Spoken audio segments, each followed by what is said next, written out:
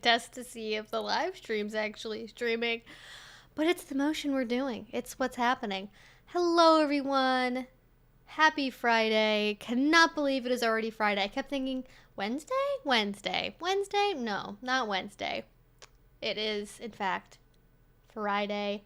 Hope you all are doing well. Hope that your Friday is off to a beautiful start. Thank you all for being here. And we're even starting. We started like almost 2 minutes early, so let's look at us. Look at us go.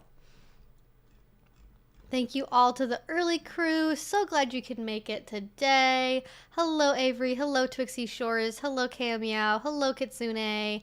Hello, Richard. Hello, Carmelo. Hello, Great Dogs. Hello, Flippin' Lele Pie or Lily Pie. Great name. I don't know why, it just reminded me of like the era of, you guys remember the era of YouTube when everyone's username was like XX underscore super awesome sad girl XD 69 underscore XX? Is it like that era of internet naming? What do Zoomers think about that, I wonder? Is that like nostalgic? I don't know. But gave me similar vibes in a good way. Hello, Hellhound. Hello, Zernicki. Hello, Rom. Is that a Star Trek reference? I have to ask. Hello, Allie B. Hello, Chris. Hello, Heather. Hello, The Rat. Hello, Natasha. Hello, Masso Mouse. Hello, Aurora Eve. I'm never confident I'm saying that correctly. Every time I'm like, Masso? Muso? Moose. Moose Mouse. That's what it is. Hello, Kendralee. Hello, Fly Famil. Hello, Netanyahu. Ben Zion. That's a longer name than I'm used to saying.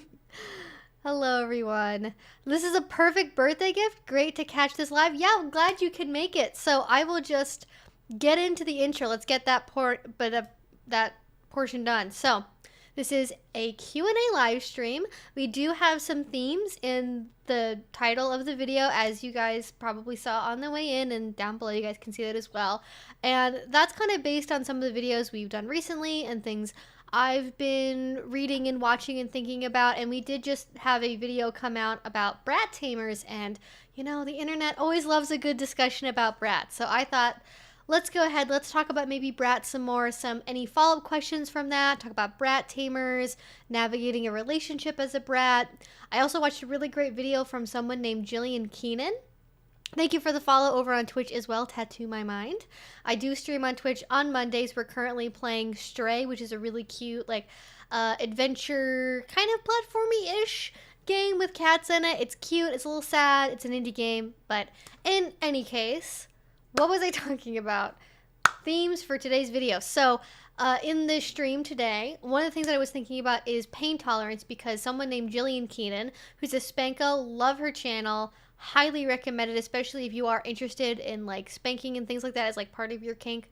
Love her stuff, super great. She put out a video called, I think it's Spanko Pain Tolerance. Really, really good conversation, and I highly recommend it. And yes, thank you, Night Owl or Nightbot. I don't know why I said Night Owl, it's not what it's called. Nightbot has helpfully reminded everyone that this is a Q&A live stream, so I do answer questions in the order they come in. I keep like 2 tabs open, both to see the more recent chat and then also like keep behind in the chat to make sure I get to everything. But if you want to make sure I do answer your question, the best way to do that is by going over and actually either using a super chat here on YouTube or going to Streamlabs and putting in your question on there using a donation, because then it'll highlight it on the screen. It'll read it out loud. So if you want voice to text, that's a great way to do it also. And that's basically it. This is an 18 plus only live stream. Please read the rules and FAQ. I do have an FAQ down below. I have sort of abbreviated answers in there as well as like a full FAQ, and I have links to like book recommendations, movie recommendations. I just posted actually on Patreon some new book recommendations for things that have come out in the past year, and mostly in the last like couple months, that I'm excited to read and check out. I don't really have a book club, but I do like to talk about the books that I find interesting. So if you're looking for book recommendations, movie recommendations, where to buy a flogger, anything like that, that's all in the FAQ. But basically I just go through questions in order. Don't be rude, be nice to people, don't spam the chat, all the usual deals. And as long as we can stick to that, we're all gonna have a good time. So thank you all so much for being here.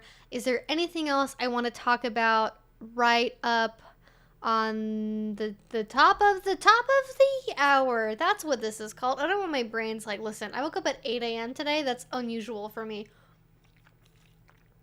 I am most productive in like the late afternoon, evening time. I am like, my productivity window is like, I do all of my house stuff earlier in the morning. I do the dishes, I get the laundry going, I take care of outside stuff, I take care of my dog, all more or less in like the first couple hours I'm awake. And then I work, and I work from like maybe like noon to 4, and then I work again from like 6 until whenever.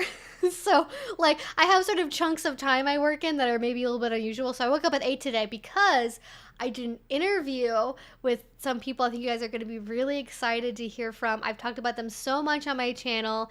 Really, really great podcasters, and I don't want to spoil anything, but I do have previews of all of the interviews I've been doing over on my Patreon, just any tier, I think any dollar level. Maybe I set it to $5, I don't remember.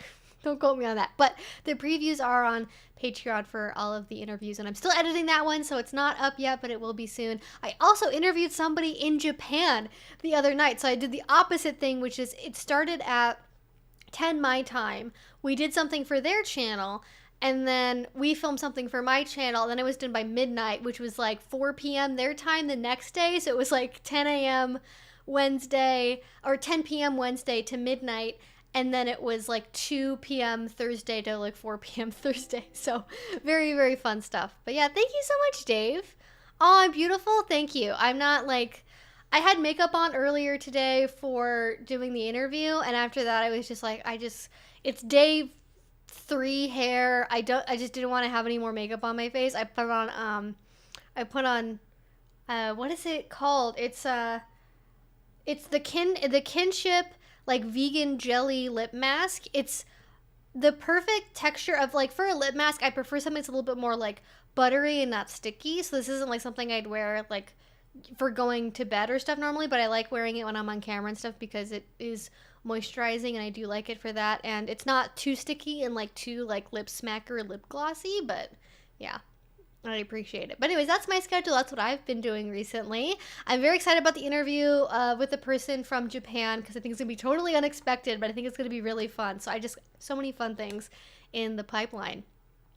So, can subs change their dom? Gives me straight culture, I can change him vibes. Well, we'll see if we talk about that or not. I may end up making a video about that, actually, because it came up in one of the interviews that I did this week, and I have some thoughts about it. So, how's everyone doing? What's going on? And just, as always, let me know if you have any questions. I'm going to get into answering some questions, and just keep them coming.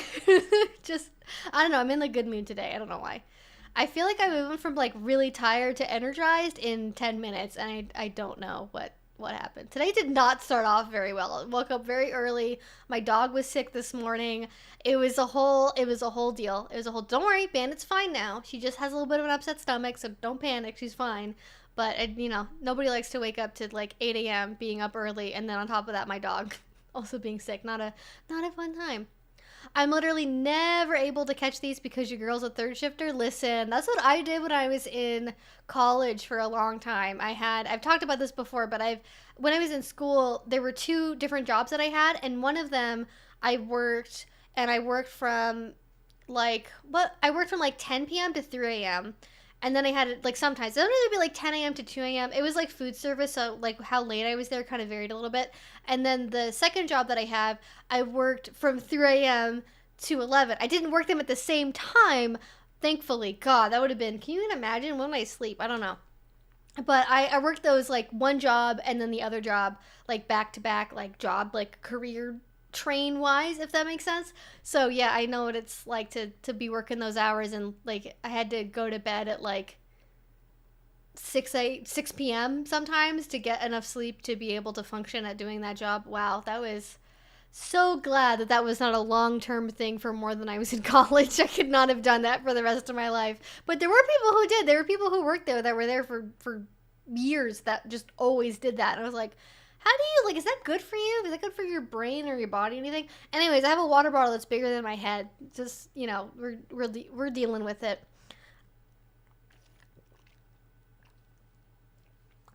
I haven't drank as much of this as I normally would because I had a protein shake earlier today, and I just, like, Those just get me. I don't know. I find it really like this. Protein shakes are like too good.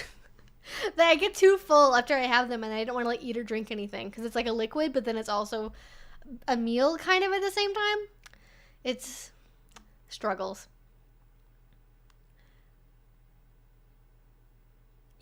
Yes, yeah. Just again, medical advice. Don't necessarily give medical advice, but we are happy that people who work in hospital settings or accounting or billing or accounts payable or whatever the fuck, I don't know what else hospitals have in them, are here. Hey Evie, just wondering, do you happen to have any vids on eStem electroplay slash electro sex? I don't have any videos about that, but there is a creator named Morgan Thorn with an E at the end. She actually just started posting videos again, and I believe she has some videos about electroplay. I've always wanted to make videos about electroplay, and I have been cucked out of taking an electroplay class so many times because my only experience with them has been through partners doing it to me. And I had a partner originally who was going to make a video with electroplay with me, and that never ended up happening. So womp womp womp, that didn't happen.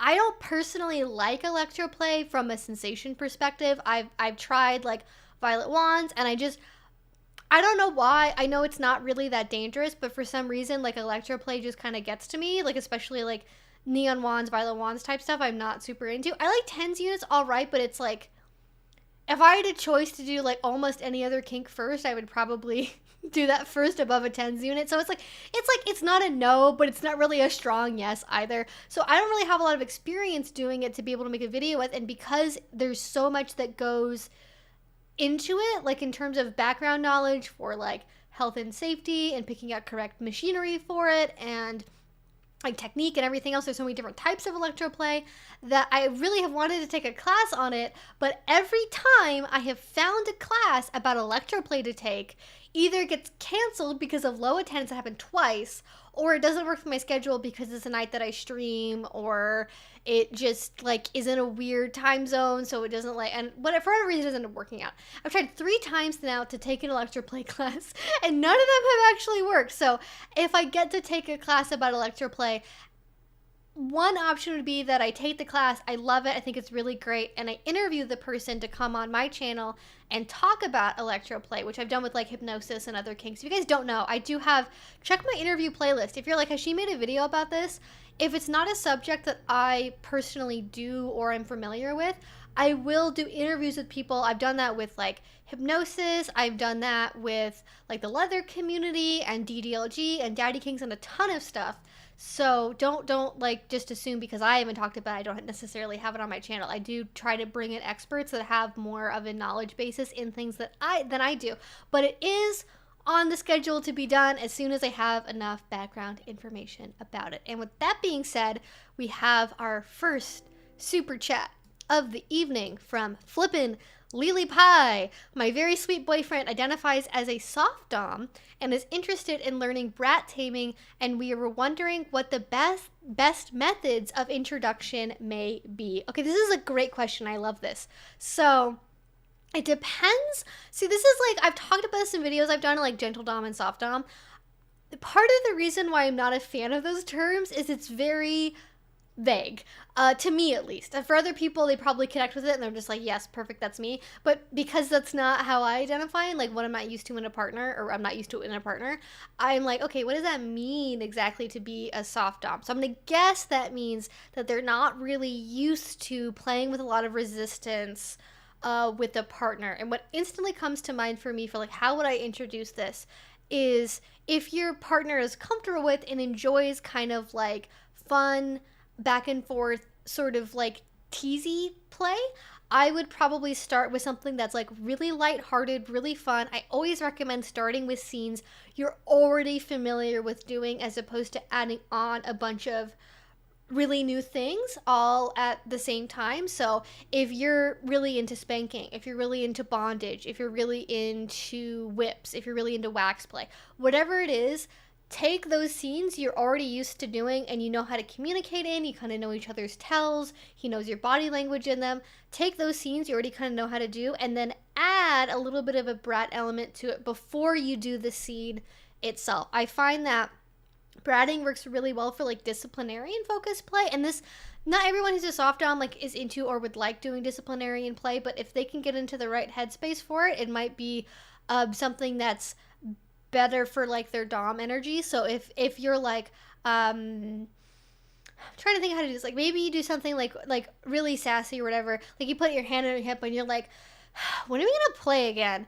And like you just act a little sassy, you know, in any way that, I don't know what your natural Bratting style is, if it's more like angsty teenager, little girl, you know, high maintenance diva, like whatever your Brat flavor is, if you know, a naughty kitten, like embrace whatever that Brat flavor is a little bit, kind of introduce it and use it as a way to say, hey, like I really want to do a scene with you, I really want to play with you, sort of like an introduction.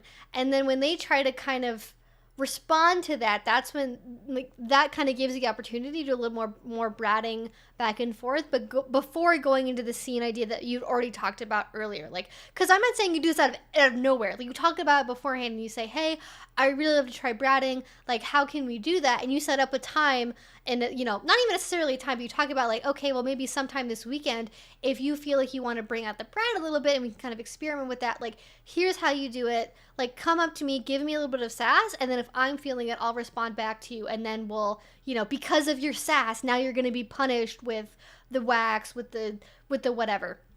So, oh my gosh, there's 130 of you in the chat right now. Thank you so much for being here. I hope that you guys are enjoying this. If you guys have any thoughts, if you are also, yes, by the way, I read all the comments in all of my videos. It doesn't matter if it's new or old. I read all of the comments. So chances are I've responded to it, or if I've hearted it.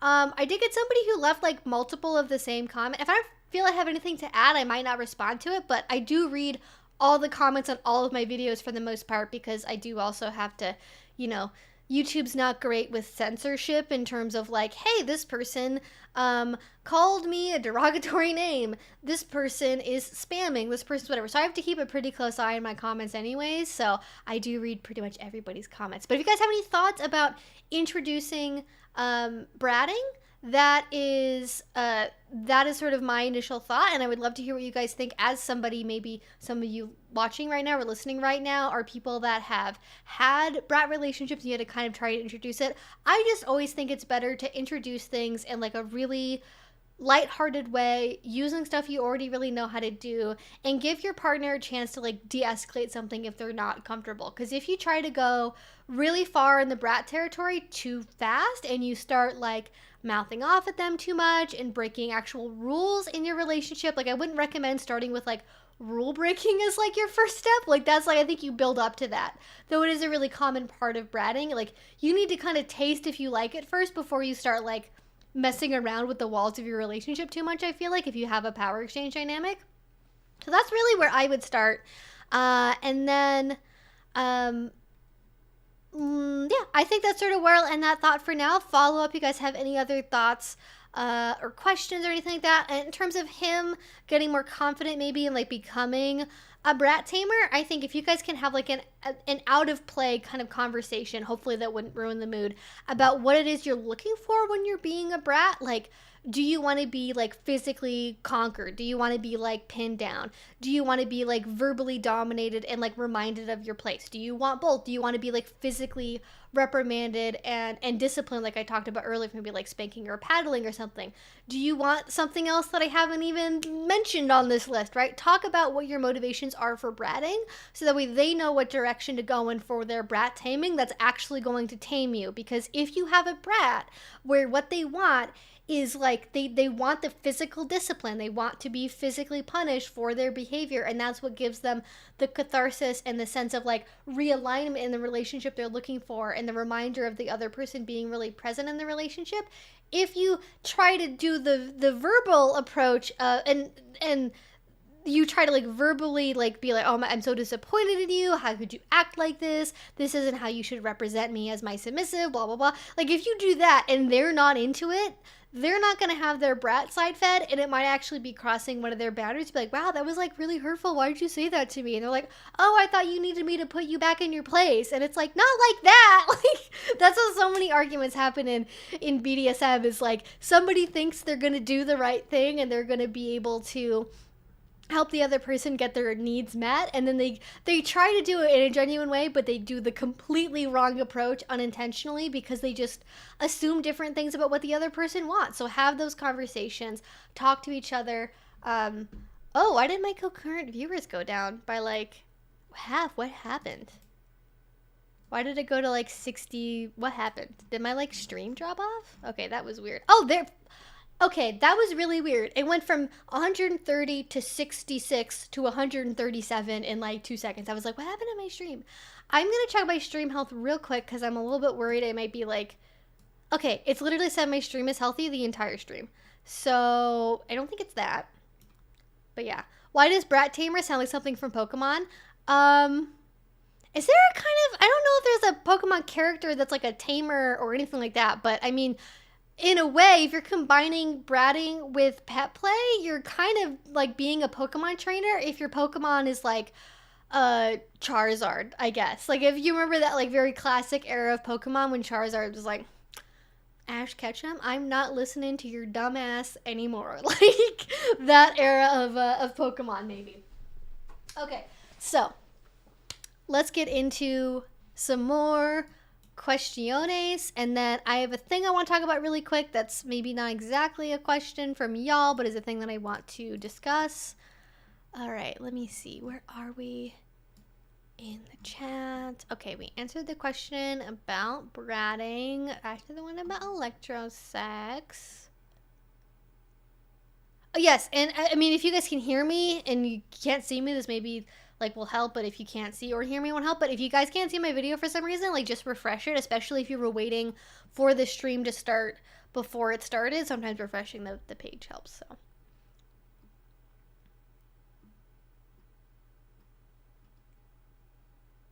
I have questions about the Jay Wiseman negotiation 16 question method. Whoa, okay, I don't know what that is. I gotta be honest, I tried reading SM 101. It is the only BDSM book I have ever started, erotica or otherwise, that I have not been able to finish. I can't, like, it's not even because he's a bad writer.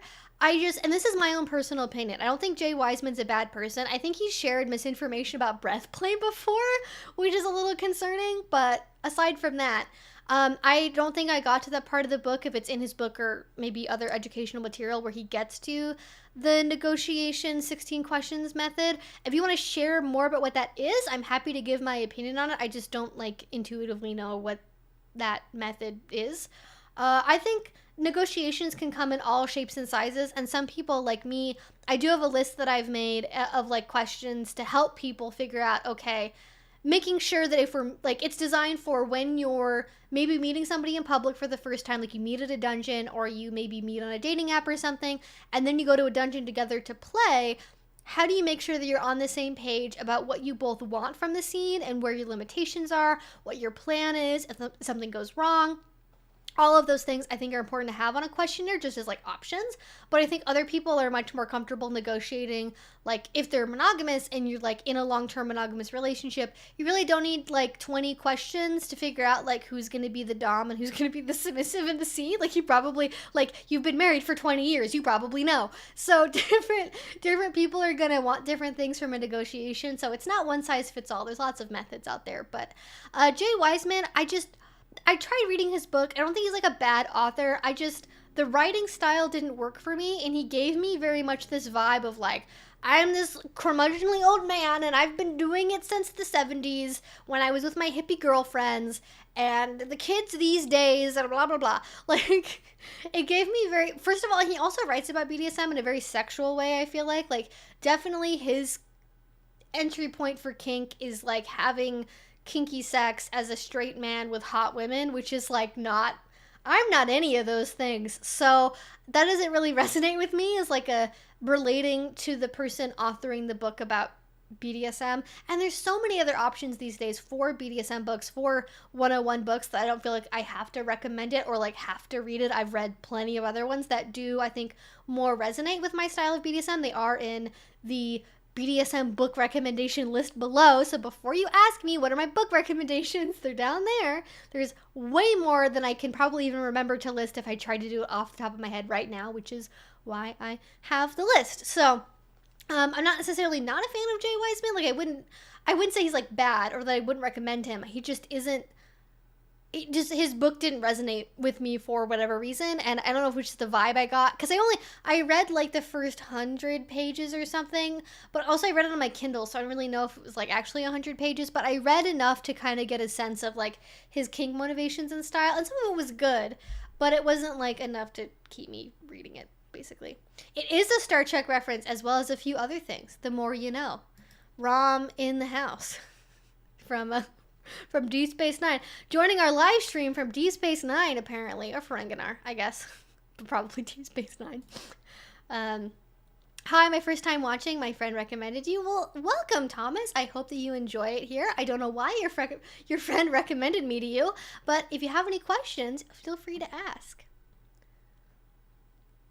What is your opinion on the erotic Metaverse? I don't know what that is. Should I be scared? If I Google, is that like an actual thing? Or is that like a fan fiction thing? The Metaverse for adult content. Okay. Okay, are you talking about like the Facebook thing? Are you talking about people that go on the Facebook meta thing and are like just talking about sex all the time? Like it's like the worst version of an MMO? If that's what it is, I don't really have an opinion because I haven't experienced it, but we should never be surprised when a new internet thing becomes instantly sexual, because the first adopters of any platform, any new thing, forums, video content, whatever, it's always going to be people looking to have a sexy, hot, fun time. Like, it's going to be part of it whether we like it or not, and it's just you gotta be prepared for that to be a thing.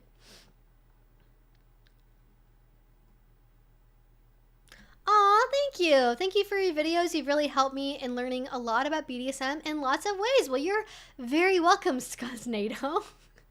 That's quite the name. You are welcome. Glad you could be here. My wife is a total brat and can be a demanding sub. I mean, you gotta know what you're working with. Sometimes people, they're just brats. And that's consensually, I hope. If they're not being consensual, then that's not good. But assuming they're being consensual, some people are just like that. I would like to think we're just a lovely and positive environment you enjoy interacting with. I mean, generally speaking, every once in a while we get some people where I'm like, why are you here? Are you just here to like be hateful? Like, what's your deal? Or people that act inappropriate, but for the most part, everybody who watches these streams is more or less a joy in their own way, and I'm glad that you all are here. Yeah, just night owls, for sure. Ooh, my sister and I went to our first fetish con last weekend. She is into spanking and pain stuff. I had to explain to her what vampire gloves and a few other things were. Okay, I'm so fascinated. Like, I would never in a million years go with my family to a fetish convention, but I'm aware that, like, my family dynamic is not everyone's family dynamic. And I mean, I guess if you guys are comfortable with that, you guys could, be each other's safe call, if nothing else, going to the same thing. I hope you had a fun time. I've never been to Fetish Con before. I think I saw some stories on Instagram of people who went and they seem to have a fun time. So, I think that's on the East Coast, which is probably why I've never been to it. But hope you had a good time.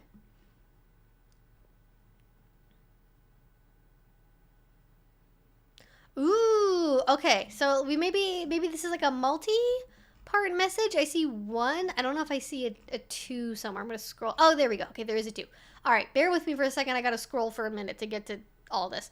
I'm big into going to events and stuff, and went to a pretty popular dungeon, and I was interacting with a known abuser, parentheses, didn't know that at the time, and no one told me until after that night.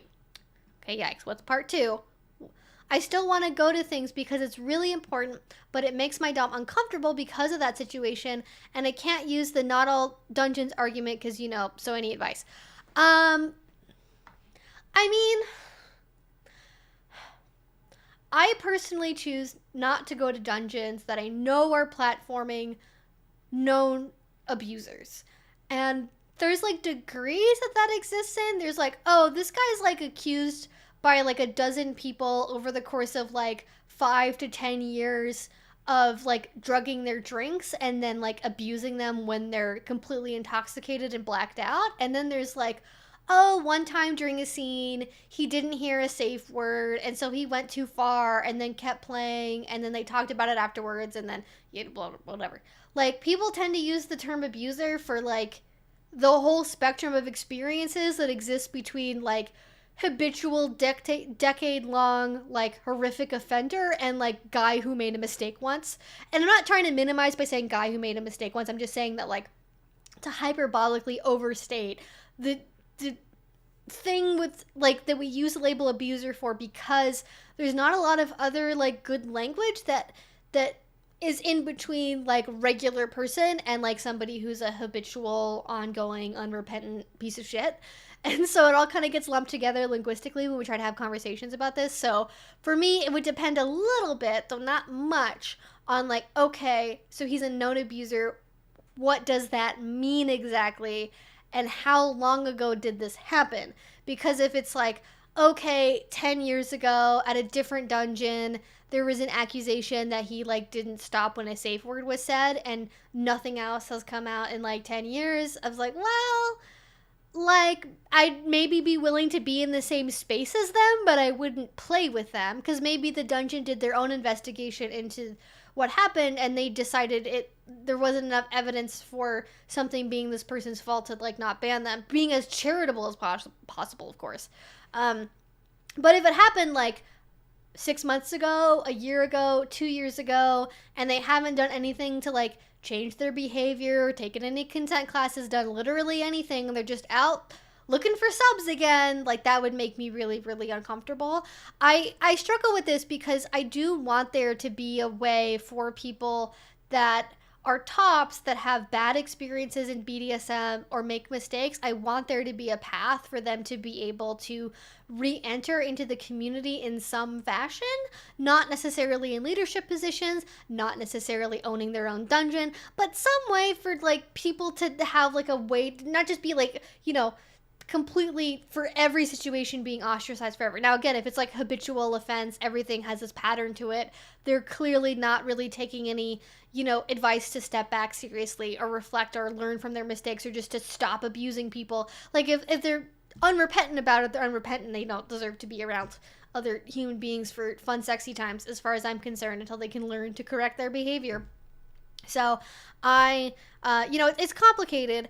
But I get why your dom wouldn't want you to be around that, and I get why you wouldn't want to be around that. I think for me, the instant flag that pops up is like, okay, what about this dungeon? Because I find that oftentimes it's not that like, oh, this is just like the one person who like slips through the cracks, and you know, they're just the exception because maybe their thing, you know, they didn't, maybe not everyone believes that it happened or whatever, like, and so they take the side of the accused instead of the side of the accuser. They decided to take a risk and like let this person start playing at their dungeon again. I find it's very rare that a dungeon that allows a known abuser into their space, it's very rare that they're the only abuser they allow into that space. I find it tends to be a pattern of those dungeons that are very strict about like, we don't allow people like that here. We have a blacklist. We keep it. We share with other local dungeons nearby. And this person is not allowed between here and Timbuktu. And then there's other dungeons where it's maybe ran by a sympathetic guy that maybe has his own accusations to deal with. And he kind of goes, oh, yeah, she was probably overreacting. Oh, that sub, he was totally just blowing out of proportion. He didn't know what he was talking about. Or what's the big deal? Mistakes like that happen all the time. And they minimize it, and they're kind of just okay with people that are accused of being abusers in their space because they kind of don't see them as being abusers. They're just like, oh, well, they got forgiven. They made an apology. They went to a consent class. Everything's fine now. When it's not really like, you know, their apology to accept or their growth to like evaluate for everyone else if they've done enough work or not. I think this should be up to the individual people, and especially should be up to whoever their victims were, or victim if it was only one person. So I would try to figure out if you have other people you know, like, because you found out eventually at some point this person was a known abuser from someone. So at that point I have to ask, okay, like, does this dungeon allow any other known abusers in? And is it a problem of the dungeon not being very good about blacklisting people and not maybe caring that much about other people's safety and like enabling abuse to happen? Or is it just a fluke with this one person? I would generally again lean towards it probably being more of a pattern of behavior, but it's hard to say without knowing the place. But yeah, I would definitely be cautious. I just like, there's sort of the discomfort of being around a person like that on one level, but also like, you know, I get not wanting to be around a person like that, and that would probably make you feel unsafe in general, like just knowing that that person was there, and especially because you were like interacting with them as well, and maybe they thought that you were new, maybe they had not so great intentions, I don't know. But yeah, I would be reluctant. But that's a very sticky situation to be in, just because it's like, okay, well, like, because if you go back, are they going to try to interact with you again? And if they try to interact with you, are they going to be like, hey, why aren't you talking to me? And then if you tell them, well, it's because I heard you were an abuser, they probably have some kind of like prepared speech on like, actually, it was the other person's fault. Actually, that was a false accusation from like a mad ex-girlfriend. Actually, that was somebody I didn't even play with at all. They're just like totally lying. And oftentimes they will have a very well-developed script in their heads of like, this is what I tell people to make them be okay being around me or playing with me, even if I'm lying through my freaking teeth, because that's just what they do if they're pieces of shit that are unrepentant pieces of shit. And I say that because there is someone that I'm not near anymore geographically, but that was in the area I used to live in, where he got blacklisted from every dungeon in the area. He was wealthy enough to then start his own dungeon, which he did, and he did that instead. And then whenever a new person would come to his dungeon, if they, like, he would either proactively message them on FetLife, or later he would tell them, hey, you might have heard some things about me. This is why they're not true. This is actually from like a crazy ex-girlfriend who's trying to ruin my life and blah, blah, blah. And every single person I know that went to this person's dungeon anyway had a negative experience with this individual. I'm not going to say what anything was because I don't have any permission to share any sort of details or anything, but I would just, in the vaguest possible terms, tell you that just because somebody has a pre-prepared song and dance about why they're actually a safe person doesn't actually mean that they're a safe person. You can't just like take somebody's word for it. That, oh baby, I promised I've changed. Like that's like the oldest trick in the book, right? So I get it, but it's a hard situation, especially if you don't have other options for events or for a dungeon to go to. It could also be if it's like an individual person hosting an event at a dungeon, but different people with maybe a different blacklist host other events at that same dungeon. You might still be able to go to the dungeon if different people rent it out for different events and just not go to that same event again. But I'm conflicted. Would I talk to the event organizers about it? I mean, honestly, I probably would because I'd want to see their reaction. I'd be like, okay, how the fuck do they explain this one? I would probably, like, send them a message on FetLife. Part of this is because I'm, like, you know, I'm a known quantity, and so I'm a little bit less scared of people just tromping all over me and not treating me seriously and being like, whatever, little submissive girl, go away, we're not going to take you seriously. Like, I have enough confidence in myself to where, like, I'm not worried about somebody just telling me to fuck off. So I'd message them and be like, hey, I went to your party last night, I interacted with this individual, I was told later that they actually have a pattern of abusive tendencies. Were you aware of this? And if you are, why are they allowed to attend your parties? Like, I would want to know that. And I think that question is important to ask because the reaction is very telling. I have seen dungeons that, when confronted about why do you allow this abuser to be in your space, have a complete meltdown on the internet about it and go, oh my gosh, everyone's being like so judgmental about the fact we want to have this known abuser in our dungeon or teaching at our event. Like, everyone can make their own decisions. And they get so defensive about it. It's like, you got one message over a DM, no one else saw. Like, what's your problem? Why can't you just be like, hey, we did an investigation, this was our determination of what we found, this is why we did this. Like, there's a way to handle it that's calm and rational, and then there's like people having a meltdown because their authority is questioned. So figure out what the reaction is, and that's probably how I would handle it. But You know, yeah, I just like if they react really poorly, I just wouldn't care about ruining that like relationship with the dungeon owner, because if they react in a really shitty way, they probably don't host events that are super safe, and you probably wouldn't want to go there anyways. So that's my 2 cents.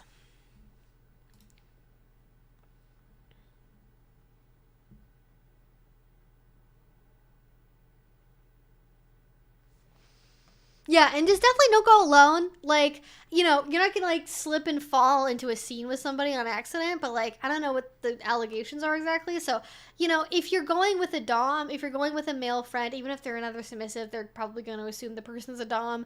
You know, if you're going with somebody else that you feel safe and comfortable being around, they are much more likely, in general, abusive people that mean you harm are much more likely to go towards single people that don't look like they know anyone there or have a friend group to be with than they are with groups of people or people there with partners. So you're much more likely to be safe if you don't go alone.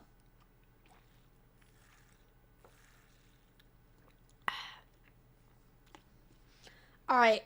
Next question. We will definitely follow up about this one because I feel like there's more information we need to talk about. But in the meantime,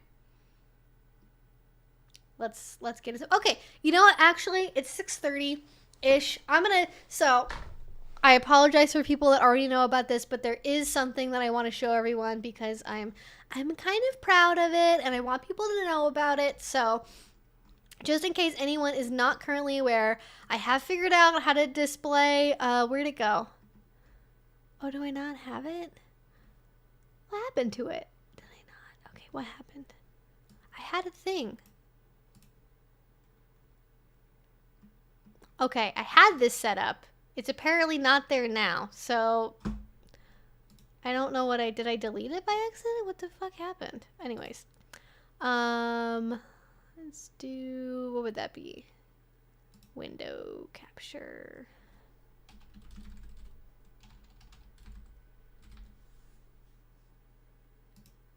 There we go. I don't know why that was a problem here. Give me a second. I gotta transform it and make it so you guys can actually see the screen. Okay, what do I need to do?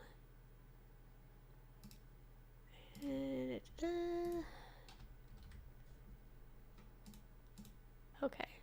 I promise I know what I'm doing. Okay. So really quickly, because we do have some people in the chat that maybe don't know about this, I want to shout it out because I wanted a second to, if you guys have any questions about this or anything, because I've talked about it, but I haven't necessarily we haven't really chatted about what this is or anything. So if people have questions about it, because oh my god, there's 150 of you in the chat. So what I'm sharing with you all right now is something that I am very, very proud of. It is a kink bundle that I am doing. I will talk about Band in a minute. I just want to share this really quickly. I'm making sure the link will go through. Popping out the YouTube chat. There we go. Okay, perfect. So, yes. So I'm working on something called the Kink Bundle. And this is a combination of 16 different classes, workshops, workbooks, journal prompts, so many really cool things. And I am super excited about this because, as you can see, there's intro to kink classes. I'm really excited about this kink beginnings bundle. It's 4 classes. There's tons of guide downloads. There's activity booklets. There's worksheets. There's a master class about female domination. There is the Loving BDSM podcast. You guys know I love them. They did a new volume 2 of their 30 Ds of DS workbook. There's a workshop about BDSM and ADHD. There's tons of cool stuff. So it's a combination. It's like a bundle pack of 16 different types of kink classes and workbooks and everything, like I said. And it is also including something that I did, which is exclusive for this. I made it for this bundle. It is an anal sex and anal training workshop. I don't know if you guys can really see the text that well. Can I zoom in? I don't know if that'll really show the text that much more because it's off to the side. There we go. So I made my own workshop for this. It's all about anal sex and anal training. So you guys want to know about anal plugs, what to expect during anal sex, numbing creams, enemas, all sorts of things like that. It's in this, and it's only for this bundle. So when the bundle's no longer available, it will be gone. It is only available until August 23rd. And so if you want to get all of these classes, or if even one thing in here really interests you, like if like one or two things in here interest you, it's probably going to be worth your money, honestly, because it's over $1,000 worth of content, but it is only, I think it's like $91 or $99. It's 91% off. So it's super, super detailed, super great. And yeah, I have nothing but good things to say about this. I am an affiliate with this, obviously, because I contributed my own product to this bundle, and so I do get a little bit back from you guys buying something from one of my links, but that just goes to pay for my time to actually prepare the class, make all the bonus material for it, all that kind of stuff. So that is what this is. If you guys saw my advertisement for this on my video that was earlier this week, if you guys are new to kink, especially if you wanted like, you know, help with like, I like journaling, I need to have a workbook, I need somebody to like help me with this process of discovering BDSM. This is really good, especially if you're a beginner, but also if you're more advanced, it also helps. So in any case, that is that. I will stop with the thing for now. We do have something from Andrew J. Brown Comics. Do you have any advice on how to properly ask to play with people already in relationships? Oh, okay. So first, I will ask the first one, which is from Chris. It looks like, what is a sensual night like at a dungeon? Do you mean sensual, like the theme of the party is sensual? Or if you want to make a night sensual at a party? I'm going to assume that you mean the theme for the party is like a sensual party. I haven't been to any dungeons that have that as like a specific theme, but I can take an educated guess. So what I would guess that would mean is it's a dungeon night that is more focused around like lighter play, probably. So sensation play, maybe things like wax play, tickling, you know, feathers, maybe things like massages, maybe having a little bit more of a romantic atmosphere as opposed to like a dungeon, maybe less on the screaming, more on the moaning. I would expect it to probably be more sexual as well, probably involve more things that are more directly sexual than you might see at a normal dungeon night. But you know, it's without knowing the particular dungeon and what they say, like, here's our promotion for the event, here's what to expect. It's hard to say, but I would expect things generally to be lighter, more focused around sensation play, probably more focused around couples as well, I imagine, or maybe like a group sex potentially also. But it might be something where maybe there's overlap with the swinger community potentially, or like non-monogamy more in general. I kind of get more of like a newbie night type vibe from it, and just because it's sensation doesn't mean that it's newbie, but like I find that dungeons generally use like sensation play nights and things like that. Like if it's more sensual oriented, more like, you know, lighter stuff, it tends to be more like, hey, this is the event for the new people to go to, not just because only new people can go there.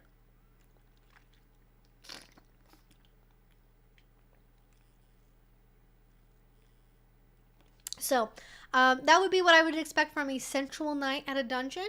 But that is really just my best guess. And if you go to one, please let me know how it is, because I'd love to know more. So getting back to Andrew's question, do you have any advice on how to properly ask to play with people already in relationships? So how would I do that? Oh my God, we're stuck at 69 viewers. YouTube's messing up again. Thanks, YouTube. So I would probably say, are they in just a vanilla relationship, or are they in a DS relationship? There are some people, I don't think this is even the majority anymore, but there are some people who, when they are in a relationship with somebody in a DS relationship, I find this kind of happens more early on in a relationship, TBH.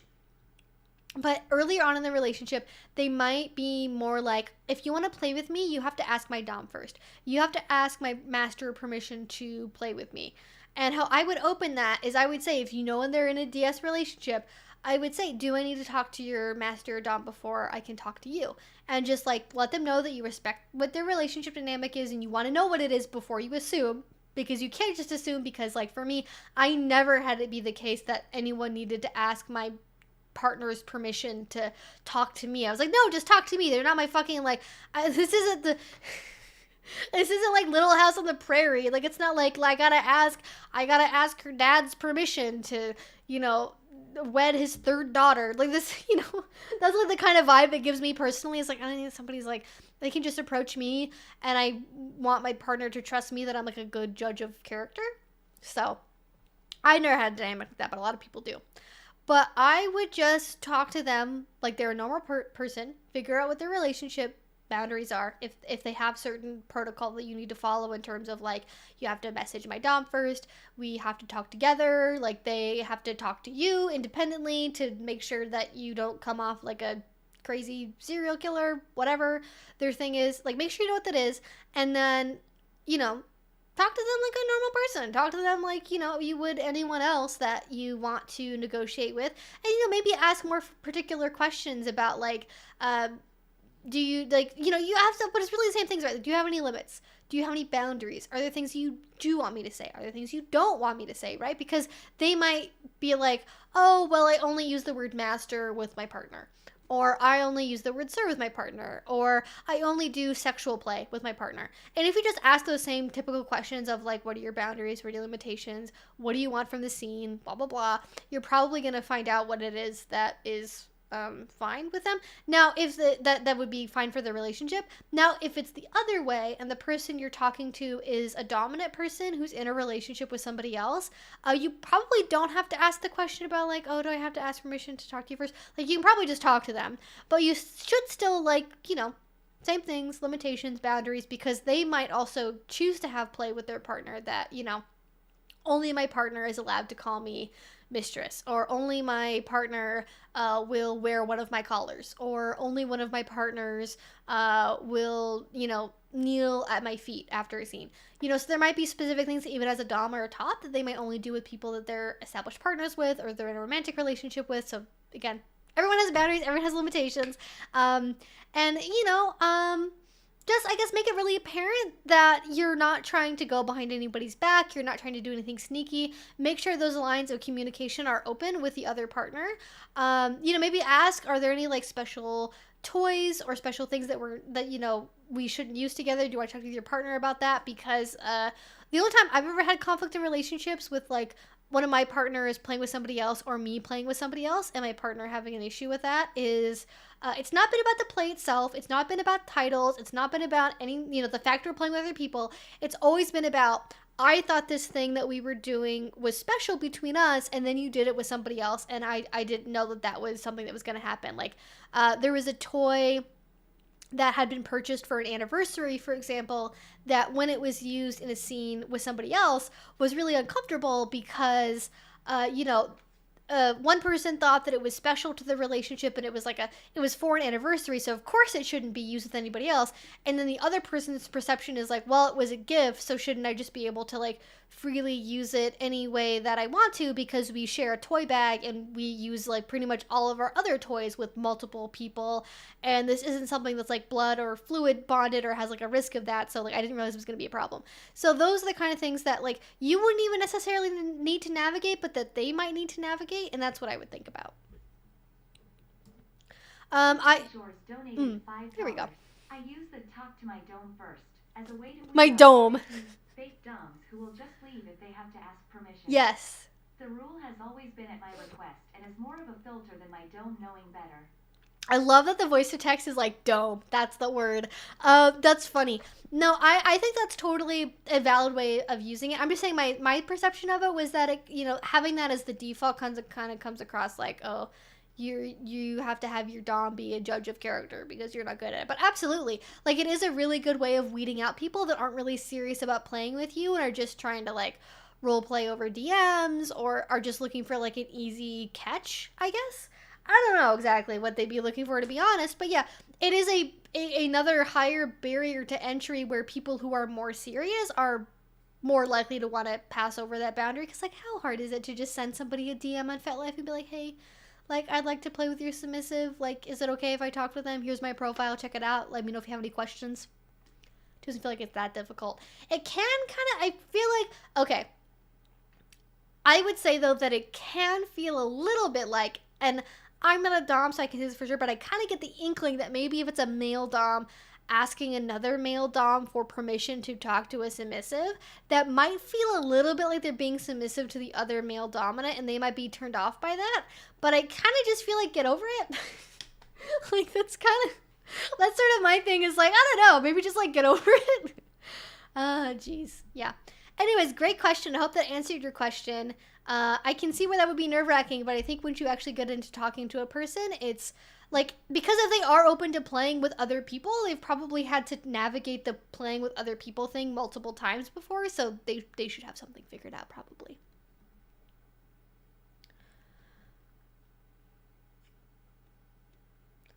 Do you think someone can be a brat without there being any spanking or impact discipline? Yes. So I kind of talked about this earlier when I was answering the question of like, how do you dip your toe into like being a brat tamer? And most brats, do I want to put a percentage on that? I would say at least 80 to 90% of brats are some degree of masochistic and want to be physically punished for whatever it is that they did wrong. They may do that because they want to be put in their place and it's more about the power exchange, and it can be because they're a masochist and it's more about the stimulation itself. Or a combination of both, of course. So most brats probably want there to be some degree of impact or spanking or something like that. They want there to be some kind of sensory thing. However, I don't think that's the only option, which I think is overlooked and causes a lot of people to think they're not brats when they might actually be. It could be because they're afraid of being a brat, and so they kind of find reasons to justify why they're not, and because brat is kind of seen as like a negative label in certain circles, I think even now, though I think that's going away, thankfully. Like, brat is just a label like anything else is. And so, you know, you can be a brat and want to be physically restrained, right? You might want more of like the rough body play, being like maybe wrapped in a bear hug, maybe being pinned down to the ground, maybe doing a little bit of like hojo jutsu and doing more of like quick bondage or handcuffs or something and being like physically apprehended, but not in a way that actually involves impact play. And it's about that being captured in a very much like princess being captured and then like taken to the castle kind of energy, if that makes sense. If you guys have watched my video about like damsel in distress, like kind of maybe more in that direction of like being like physically captured and like pinned down. I find a lot of people that are into like pet play like this because people maybe don't like the idea of like, well, I'm in my pet headspace, but then my partner spanks me. Like, that doesn't seem right. And so that might make more sense for there to be like the physical thing, especially if your partner has a more of like an animal or a pet headspace themselves. Though usually animal, not pet relationships exist, but they're not really common. So I don't want to make it sound like they are. And then you can also have people that are more into maybe like the verbal humiliation or like I'm disappointed in you type stuff, where they want like They want the verbal dressing down. They want their partner to tell them what they did wrong and basically shame them into acting better and being like, I really expected better from you. You're really disappointing me today. You know that? I can't believe you would act that way. Why would you think that kind of behavior was acceptable? You know, whatever it is. Like, some people really want the verbal, like, the dressing down. Again, like I said, they want that kind of more, maybe not even humiliation necessarily, but they want to like be told that what they did was wrong and explained why, and then like forced to verbally apologize or like write a letter saying I'm sorry or whatever. Like, they want to be told that what they did was wrong or inappropriate, and knowing that their partner has that power to like affect them in that like emotional way, in the way that like other brats are maybe looking for that in a physical way, where they're like, wow, my dom can physically overpower me. It's about, wow, this dom is intellectually superior to me and can outmatch my wits and like can tell me exactly why I did everything wrong and how I disappointed them, and wow, I never want to disappoint them again. And that's like the reinvestment in the relationship aspect of it, of like being reassured they're invested. So those would kind of be like the main things I would see with bratting. And maybe we should make a video about this where I talk about like non-physical bratting stuff. And I wish now that we've had this conversation, I would have included this in the brat tamer video, because I think this is a really, really good thing to point out, that it doesn't have to be just physical. You know, and it could also be other things as well, but I think those are probably the three main categories.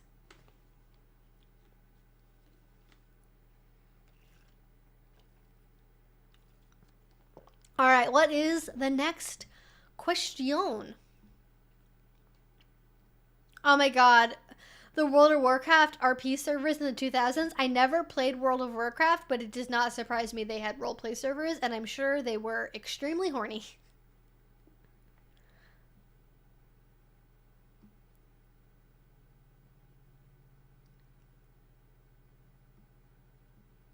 What are vampire gloves? Vampire gloves are leather gloves that there's really only one design for them. They basically they are leather gloves that have like some kind of pin prick in them. Some of them I think are made from like actual like needles, but typically there's some kind of like prickly material on the outside that either is used very lightly for sensation play or can be used for impact play and spanking with the intention of drawing blood.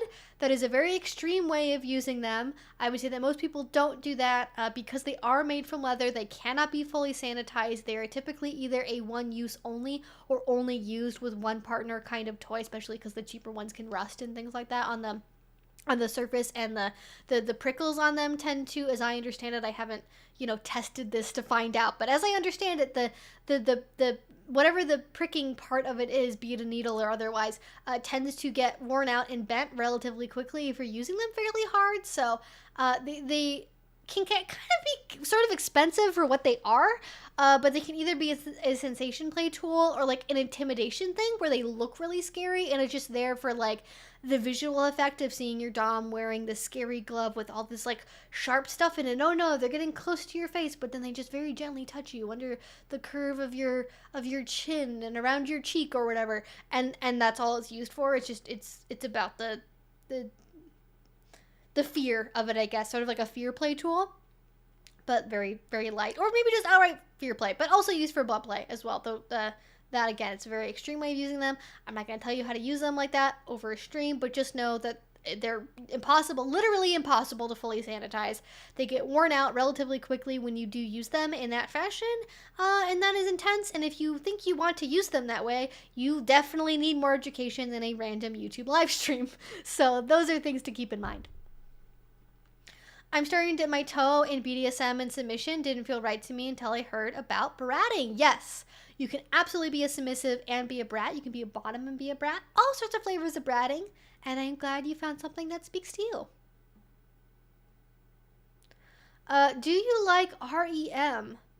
I think the band. I think I've listened to some of their music, but it's been probably years. So, sort of, but not really.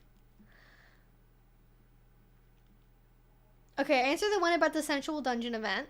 Dog grooming gloves make a soft yes. Oh my god, I wish I had those up here. I went to a tack store the other day. I went to like a garden and tack store because I live close to those now, which is wonderful. And I actually went to go get potting soil because I have potted plants on the patio. And oh my gosh, they had very, very cool. So if you guys do want to try something like a vampire glove, typically they're rubber, which makes them easier to sanitize, like on at least like the prickly part, but they also usually have stuff on the front as well with the knuckles, so you can do both like a back stroke with the top of your hand and then like a forward stroke with the actual palm. And I think that's really, really cool. So those are great, and they come in multiple sizes. While I find sometimes the sizes for leather vampire gloves can be non-existent, so there's that. But those are really cool. They typically is very, very similar. If you guys Google them, you can see what they are. But they're rubber gloves that typically have some kind of combination of like little like dome spikes and like prickly parts that are not super painful, but are meant to sort of work through your, like typically a horse or like a dog's fur to, get loose hair out. And they're really, really great for sensation. So that is a great suggestion. I recently discovered those are a thing myself as well. And they are very easy things. So if you're worried about, hiding something from a nosy roommate, or you feel embarrassed, or you can't like easily buy kink stuff online because somebody would go through your packages or whatever, really, really great toy, like especially if you have a dog or something already, where you could be like, oh yeah, I got this to try for my dog to see if they like it, and no one would ever be the wiser. And it makes sense for you to maybe keep them in your room. That's where your dog's bed is, like super low key, no one else has to know what they're for. And I love that kind of like kink DIY stuff. So perfect. Maybe I should make a video on like like pervertibles. I feel like I should do a video on like pervertibles, and that is like a really, really great one to include. So I'm gonna put that on the list and do like pervert. I literally have a list on my phone of ideas. Here, you guys can see all my, there you go. See, not enough to spoil all my ideas. You just prove that I have it. And this list is very, very long, as you can see. It scrolls for quite a while. Pervertibles, parentheses, like dog grooming gloves, because I think there's a lot of really good pervertible ideas out there. I did one on like kink stuff you can buy at Home Depot, but the world of pervertibles goes far beyond just home improvement supplies. So maybe look out for that sooner rather than later. That is, I sometimes I have ideas that I get in my head for a video, and I'm like, yes, I need to film that. And I'm having that moment where I'm like, yes, that's such a good idea. Sometimes I come up with ideas, and I'm like, yeah, I should probably do that. People have a lot of questions about it. And I kind of just do it because I know that I'm going to get asked about it a lot. And sometimes my brain is like on fire, and it's like, that needs to be a video. I don't know if other YouTubers are like that, but that's how it is with me.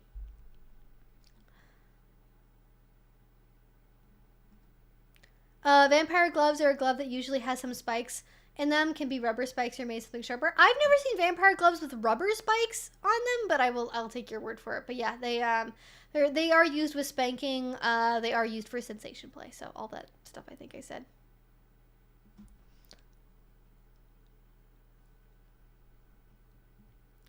The Discord is just for people on Patreon. So if you want to join the Discord chat, it's the $5 and above reward on Patreon. So I do not share the link to my Patreon in the stream.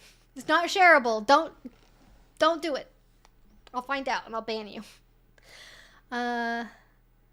Yes, no emoji spam, or the spam bot will catch you and yell at you for spamming emojis.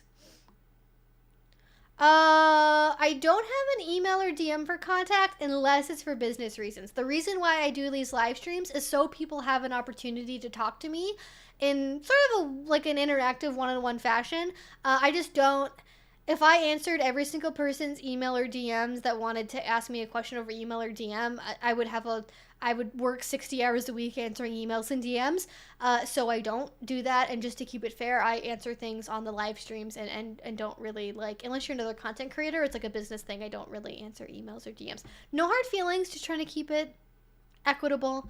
And again, I used to do that on Tumblr a lot. I used to, when my audience was way smaller, I had a Tumblr account and I'd answer questions on there, but it was just always like even after, like, when Tumblr finally nuked like kink content on Tumblr and I left Tumblr, I had like hundreds of unanswered questions, and I would spend like a not insignificant amount of time answering anonymous Tumblr questions. So like, you know, I've tried it before, and it takes a lot of time to do. So yeah.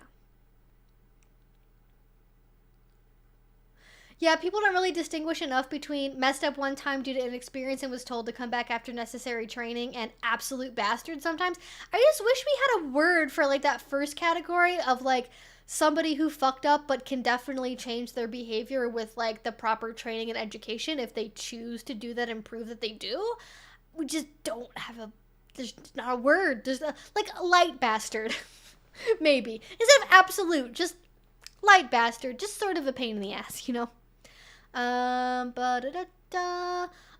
been out of the BDSM community for a while, and I'm getting involved with the Dom. What are some things I can do to help build back my pain tolerance? So, where did I put my water bottle? It's on the floor. I have complicated feelings about this. So,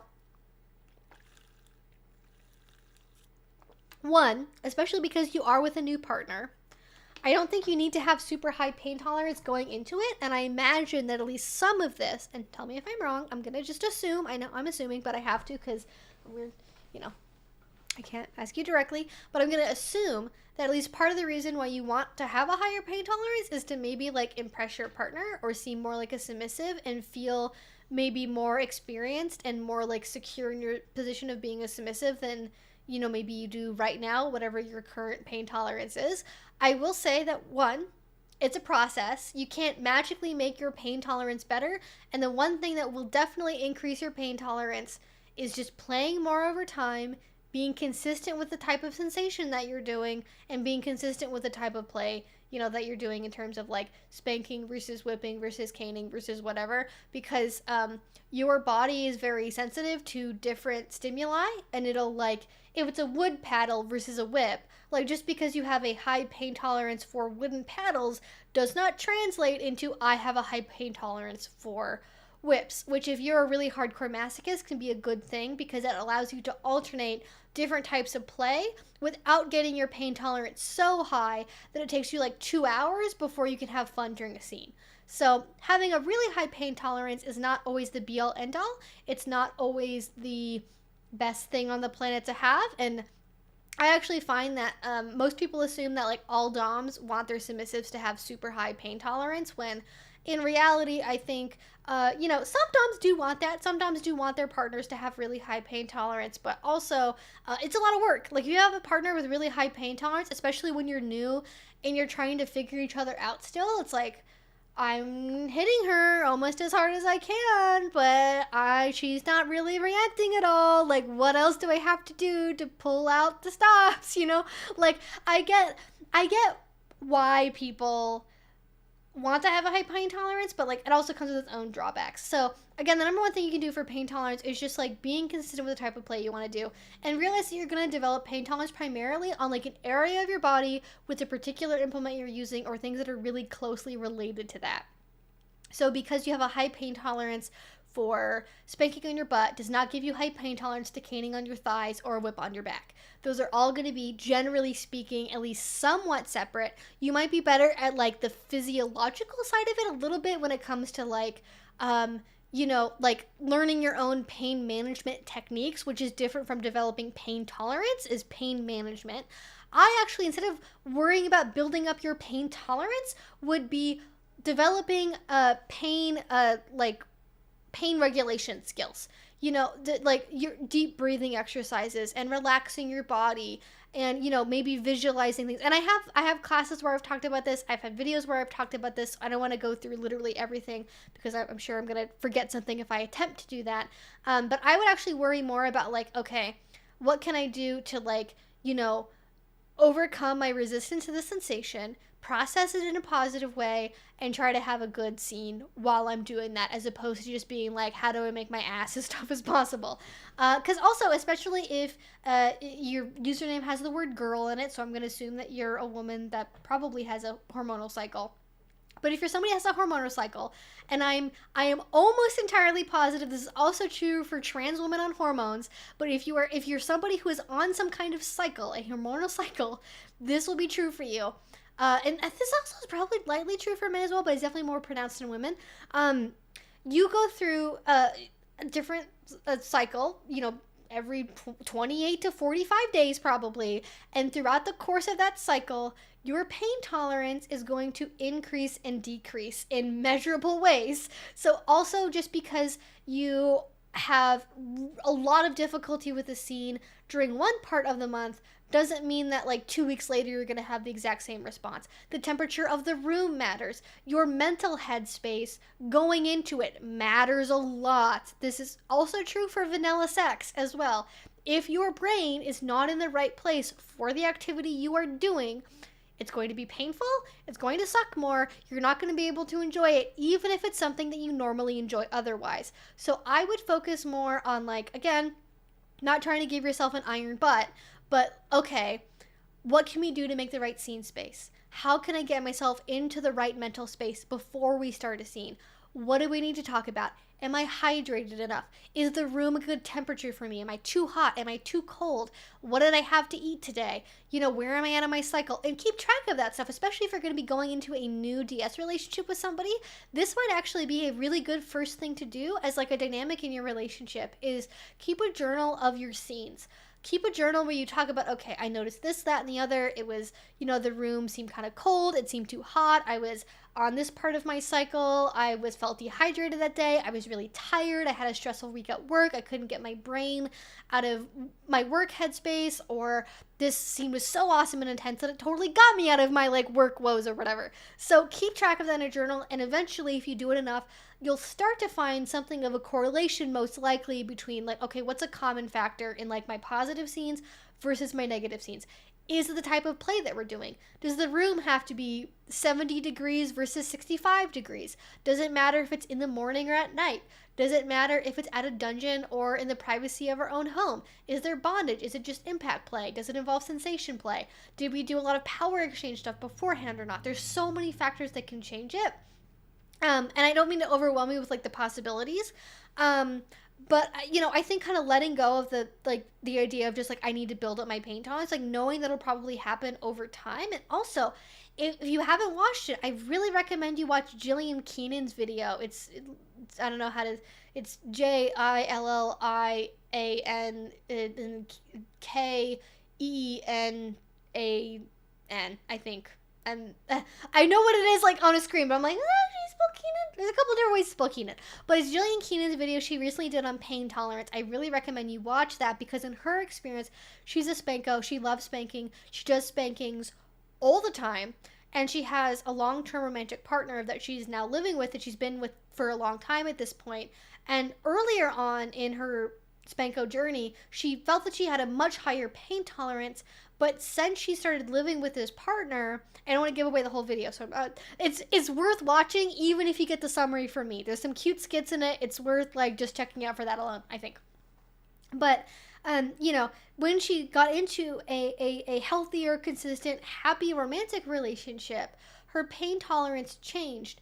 And she theorized that one of the reasons for that might be when she was newer and she was so like repressed in her spankoness for so long that she needed that intensity to like come to equilibrium in her life, because like it was essentially that she was so thirsty that instead she had to chug this whole water bottle 3 times a day because she was so dehydrated.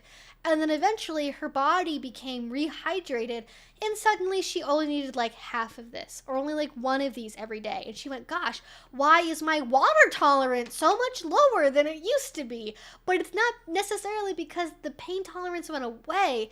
It was because the original like deep, really intense need was met, and the baseline could actually come through. The baseline could then be established that was a little bit lighter, that was a little bit more sensual, that was a little bit like, hey, keep your wood paddles away from me. And also, again, like that's why I mentioned it'll depend on the implement, because, you know, as Jillian talked about in the video, like she has very, very light tolerance for wooden paddles, but like straps and things like that she can play with all day, or barehanded spanking she can do all day. And so it'll also depend on like kind of what play you end up finding a rhythm with. And like don't go with the resistance, right? Like don't try to, like if your body's saying I don't like this sensation, don't try to force yourself to like it because your dom likes it. Now, can you do scenes where it's like nice, happy, juicy suffering because your partner wants you to do this thing but you don't really like it and it's like super subby and great? Yes, you can do that. But if you want to find sensation that you actually like, don't force yourself to start liking something. You can do like orgasm trainings type stuff if you're a more sexual BDSM player, where you start to combine like orgasm and sexual stimulation with different types of impact play or other sensations you want to have a more positive relationship with. But I wouldn't have that as the baseline for everything. I would start by trying to find the things that you like on their own and building with that, as opposed to forcing yourself through like, well, I'm supposed to like paddles because everybody likes paddles, so I just have to sit and endure this. Like, be honest with yourself, be honest with your partner, and don't try to make something work that's not working for your body, because that is going to, if nothing else, just kind of give you a negative relationship potentially with certain BDSM implements, and it might just be better to sort of back off and leave those alone for a while.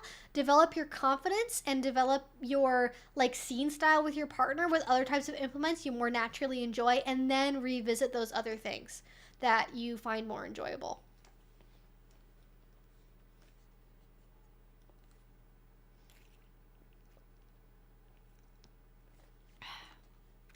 So that is my spiel on that. Again, I believe somebody in the chat put in the name Jillian Keenan. I can probably find the YouTube link. Give me a second here. I don't want to waste anybody's time with me just looking at the YouTube videos. But I will do it. Alright, Jillian Keenan. Because I legitimately think Jillian is a very, very underappreciated YouTuber. Oh gosh, am I... let me turn down my audio here. Okay, there we go. Where is the share button? There we go. That took me an embarrassingly long amount of time to find because I am a boomer apparently. Alright, so I'm putting a link in the chat to Jillian's video. If you guys want to check that out, it is totally worth it. Love it, live it, listen to it, internalize it, process it, have thoughts about it, do all that good stuff. So, great question about pain tolerance. I love it. Let me know if you have any follow-up questions. Run through a cactus patch until you like it. Listen, and that's part of it, is there can be a level of doing impact play where you develop sort of a callousing over the skin that will overall deaden the sensation. Like deaden the nerves is sort of the inaccurate phrase that people use to describe that. That's, you know, it literally, your skin develops a like physical resistance to it. I actually had more than one friend that been a pole dancer for years, like professionally, was like a professional pole dancer. And because of that, there were certain parts of her thighs and butt and side that just had almost no sensation in them when somebody tried to do impact play on them. Like you could, like the inner thighs, which typically are like a really sensitive part for most people that are doing BDSM play, she was just like, don't feel shit. So like there can be a level of it to where you do it enough to where you really start to overall like start to train your body out of like responding to any sensation in that area, but that is like very, very far down the path of having extremely regular stimulus in that area to where your body's like, we're just gonna not pay attention to anything that happens there. And there can be sort of a building up again of like, it's called leather butt is what happens. Most people don't like that because it takes a really high amount of sensation typically to get to that place. And it's typically not something that's sought because then you can't feel the pleasurable sensation either. It just is like too much.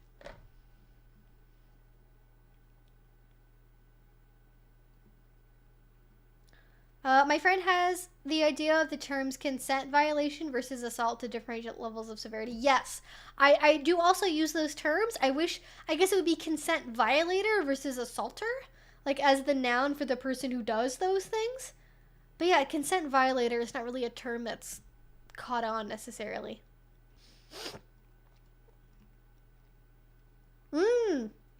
3, to give more detail. He openly admitted to assaulting a girl when she openly admitted to assaulting a girl when she was drunk, but my dom is uncomfortably going to different dungeons in fear. I'm not going back to that one. Okay. So, that's fucking wild. Wow, he just fucking admitted that shit. Unrepentant. Okay, that first dungeon is very suspicious. So, are you in Florida? I get this vibe from Florida dungeons. I don't know why. I just kind of feel like, whatever. It's always Florida. It's always Florida. I say that as somebody who lived in Florida for like a pretty good portion of my life. So I'm allowed to sass Florida a little bit. But, so Florida vibes. Yep. But assaulted a girl when she was drunk. That's obviously very, very bad. But your dom is uncomfortable with you going to different dungeons. Not necessarily that dungeon, because you're not going to go back to that one. Okay, so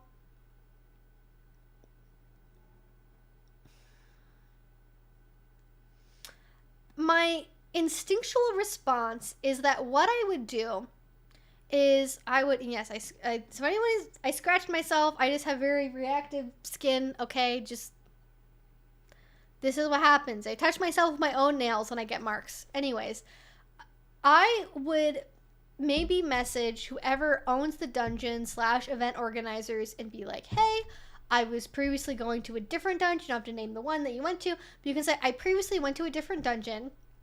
I had I had an interaction that made me feel unsafe. Again, you don't have to go into specifics. You don't have to name names. And I'd like to try going to your dungeon. Can you tell me what your policy is around handling consent violations? Get information about how they handle consent violations. Do they have a blacklist? Do they talk to other organizations about known abusers? Did they ban that particular abuser from their space or not? Do they have DMs? Do they have a house safe word? Do they have orientations? Like, what are their safety protocols in place for making sure other things don't go wrong besides, you know, things that are completely out of their control? Do they have some kind of game plan in place? That would be what I would really want to know about. And I understand your Dom being uncomfortable with you going to any other dungeon.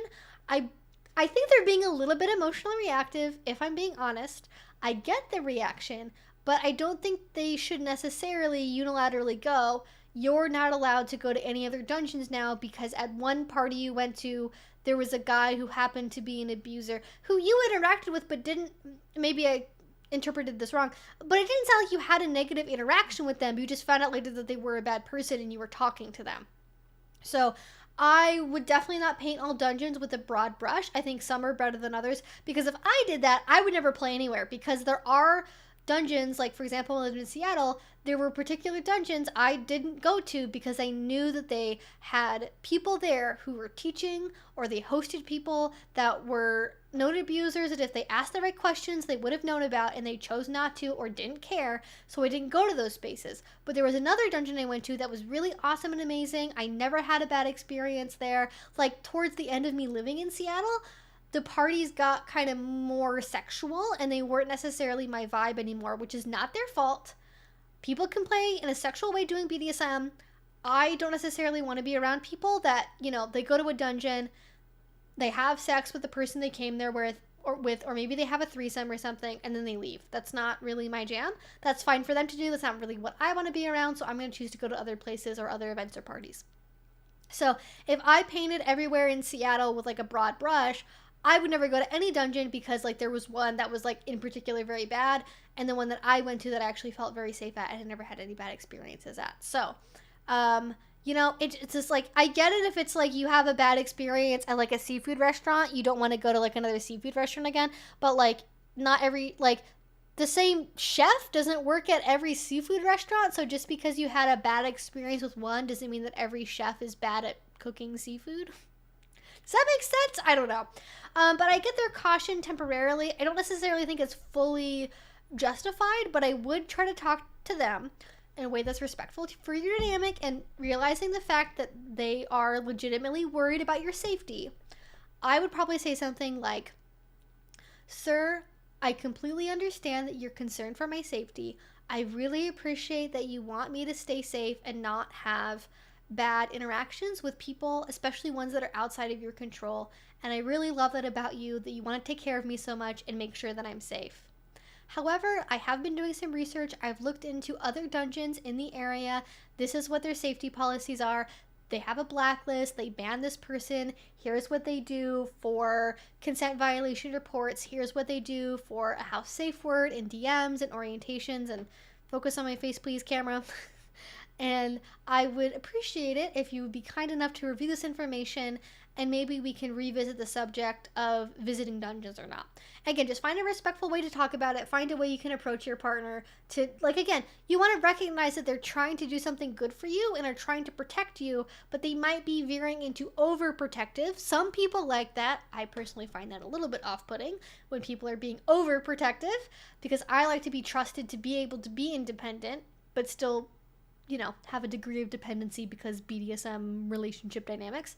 But that's what I would do. That would be what my technique is. And, you know, if it turns out that maybe places don't have a really good policy around consent violations or consent violators, they don't really do a lot with like house safe words or people being drunk or high at their parties or whatever, like, you know, sometimes you just kind of strike out for a while and you don't really have a place that you go to that feels really safe. But there's always conventions. You can travel, you can play at home, you can maybe find people in your local scene that, you know, don't go to dungeons because they find that they're kind of unsafe, and so they maybe organize like home dungeon events where they're completely in control of everything.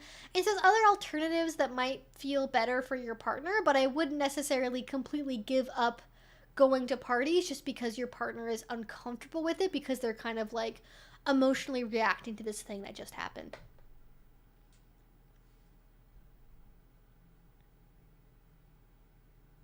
As another Floridian, there are many reasons I'm hesitant to go out. People around here are crazy. Is it just the sunshine? Is it the swamp air? Like, what does Florida do to people? Because it's clearly something, and I don't know what it is. Also, learning to look out for red flags and learning to negotiate a scene are important. Also, talking to other people who have done scenes with them. Yes. I mean, vetting in general is like a good process, but you don't necessarily vet people that you just like have a conversation with at a dungeon, which is like what it sound like happened. So, you know, I like, that's why I have the negotiation checklist that I've talked about. It's on my Patreon, and I use that because it's a really good way to weed out people that are just like assholes that want to get away with shit, because people that just want to skip right to getting their dick in something or whatever, or getting their pussy wet, let's be equal opportunity creepy, I suppose. Like, whatever it is they're looking to get, like, if they are confronted with a 3-page questionnaire, they're going to be like, sorry, I'm actually really interested. I just feel like negotiations to be more like go with the flow, and I feel like you don't trust me enough to really play with me, so bye. So it's another barrier to entry for play. Vetting is definitely a very important process, but you can't really do that when you're just having a conversation with someone either.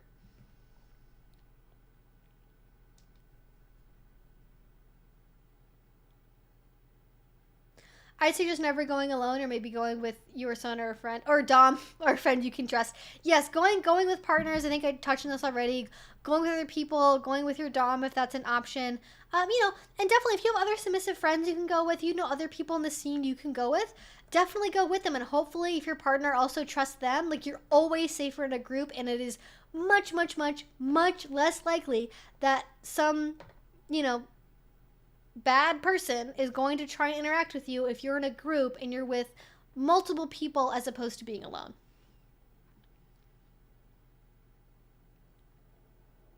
I talked to the organizers, and they said that because he didn't do it at the dungeon, he wasn't a harm or whatever shit, but that's pretty bullshit. What? Okay, I do know some dungeons have a policy of like, well, we can't ban someone for something that didn't happen at our dungeon because we didn't actually see what happened, and so everything's like a secondhand report and yada yada. Like, that's just like they're afraid of, like, I don't know, like a defamation lawsuit or something if they ban someone, which I think is kind of silly. But yeah, I've heard that excuse before. I think if they literally just admitted to it and were like, hey, I did this bad thing, like, that's probably grounds to ban them, and it just kind of speaks to their priorities that they didn't, like, wow, is that guy's like $30 or whatever he spent for a door ticket really worth that much money? Really? Because I'm sure there's a lot of people that would be more than willing to go to that dungeon that don't because of that asshole. So, you know, weird decisions are made. Weird decisions are made.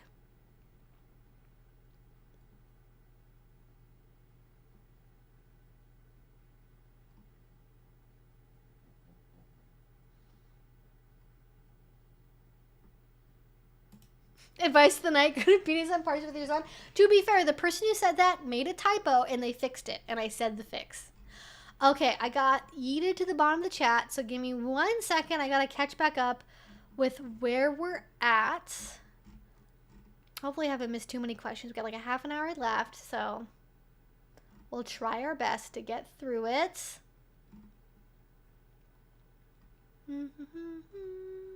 Okay, I think I found where I'm at. What is the best way to vet a dungeon? I feel like I kind of talked about this already, but I mean, the answer for vetting almost always just goes back to talking to people in the local scene, becoming friends with people, going to munches, and then just like having open conversations about like, hey, I'm thinking about going to this place. Has anyone had any experiences there? Because I've done that everywhere I've lived, and I've always found out about the dungeons near me in terms of like, oh yeah, one time 10 years ago they banned this guy and then he opened his own dungeon. Or, oh yeah, like a couple months ago there was this super predatory abuser that used to go there and then they refused to ban him, and yada yada. So people are usually like, you know, especially in more of a closed space, like maybe not over like FetLife, but maybe FetLife messages, or like maybe at a munch, or, you know, in various other ways, maybe like discussion groups or things. People are definitely, they want to keep other people safe, and so they are definitely much more willing, they're definitely much more comfortable talking about things and being like, hey, here's somebody you need to know about, here's somebody who's maybe not the the best apple in the bunch. And here's what to be aware of. Here's a dungeon that, we've had good experiences at. Here's what you need to know about this one. And not only just like the vetting perspective of like, are they safe or not, but like, what are the parties like? What kind of people go there? What's the age range of the people that go there? What kind of play are you going to see? Is there drinking or not? Do people show up openly intoxicated or high?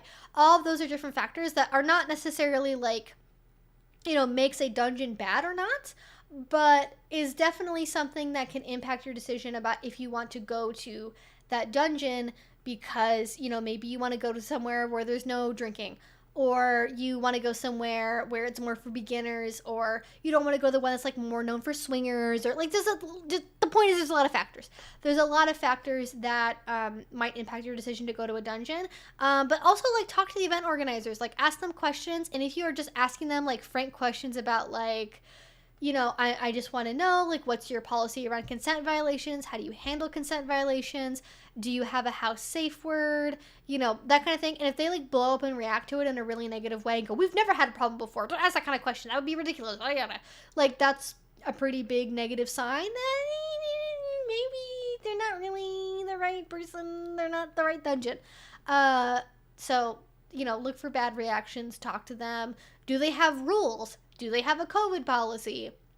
Do they have a waiver people have to sign? I've literally been to dungeons where there's no waiver. They don't check for IDs. They don't like have a rule thing you have to sign off on. You can just fucking walk in the door as long as you give them $10. And I was like, wow, this is nuts. Because that means literally anyone that can just like, if they look passably 18, could just like waltz in the door, which is obviously very dangerous and bad because you should not mix adults and teenagers together in a kink space. Do not do BDSM with teenagers. Don't do BDSM as a teenager. Just don't. Those things should not be combined. So, just ask questions, and if they react poorly, that gives you the information that you need to know. And if they don't respond, send them an email again, send them a FetLife message. But also, if they don't respond, that's also a bad sign. So, yeah, talk to people locally. Ask them questions directly. Check out their website. Check out who RSVPs at their parties. Check out the descriptions of their parties. Do they have pictures of the venue? Do they have pictures of the parties? Those are all things that are going to give you really important information. How is Bandit? You said she wasn't feeling well. She's sleeping now. She's been very sleepy today. She was sick this morning. I'm not going to go into details about what because it's a little bit gross.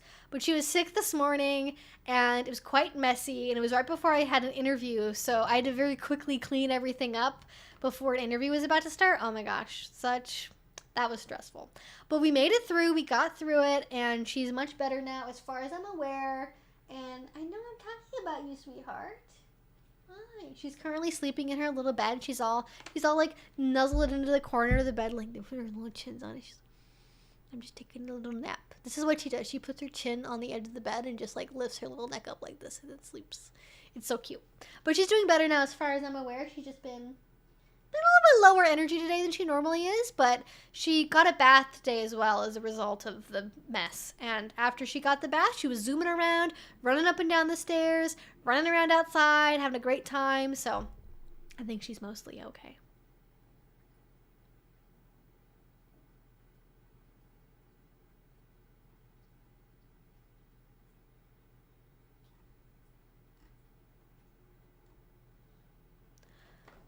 Hi Evie, I've been doing research on BDSM and kinks with my late husband prior to his passing and becoming a widow all in February 25th of 2022.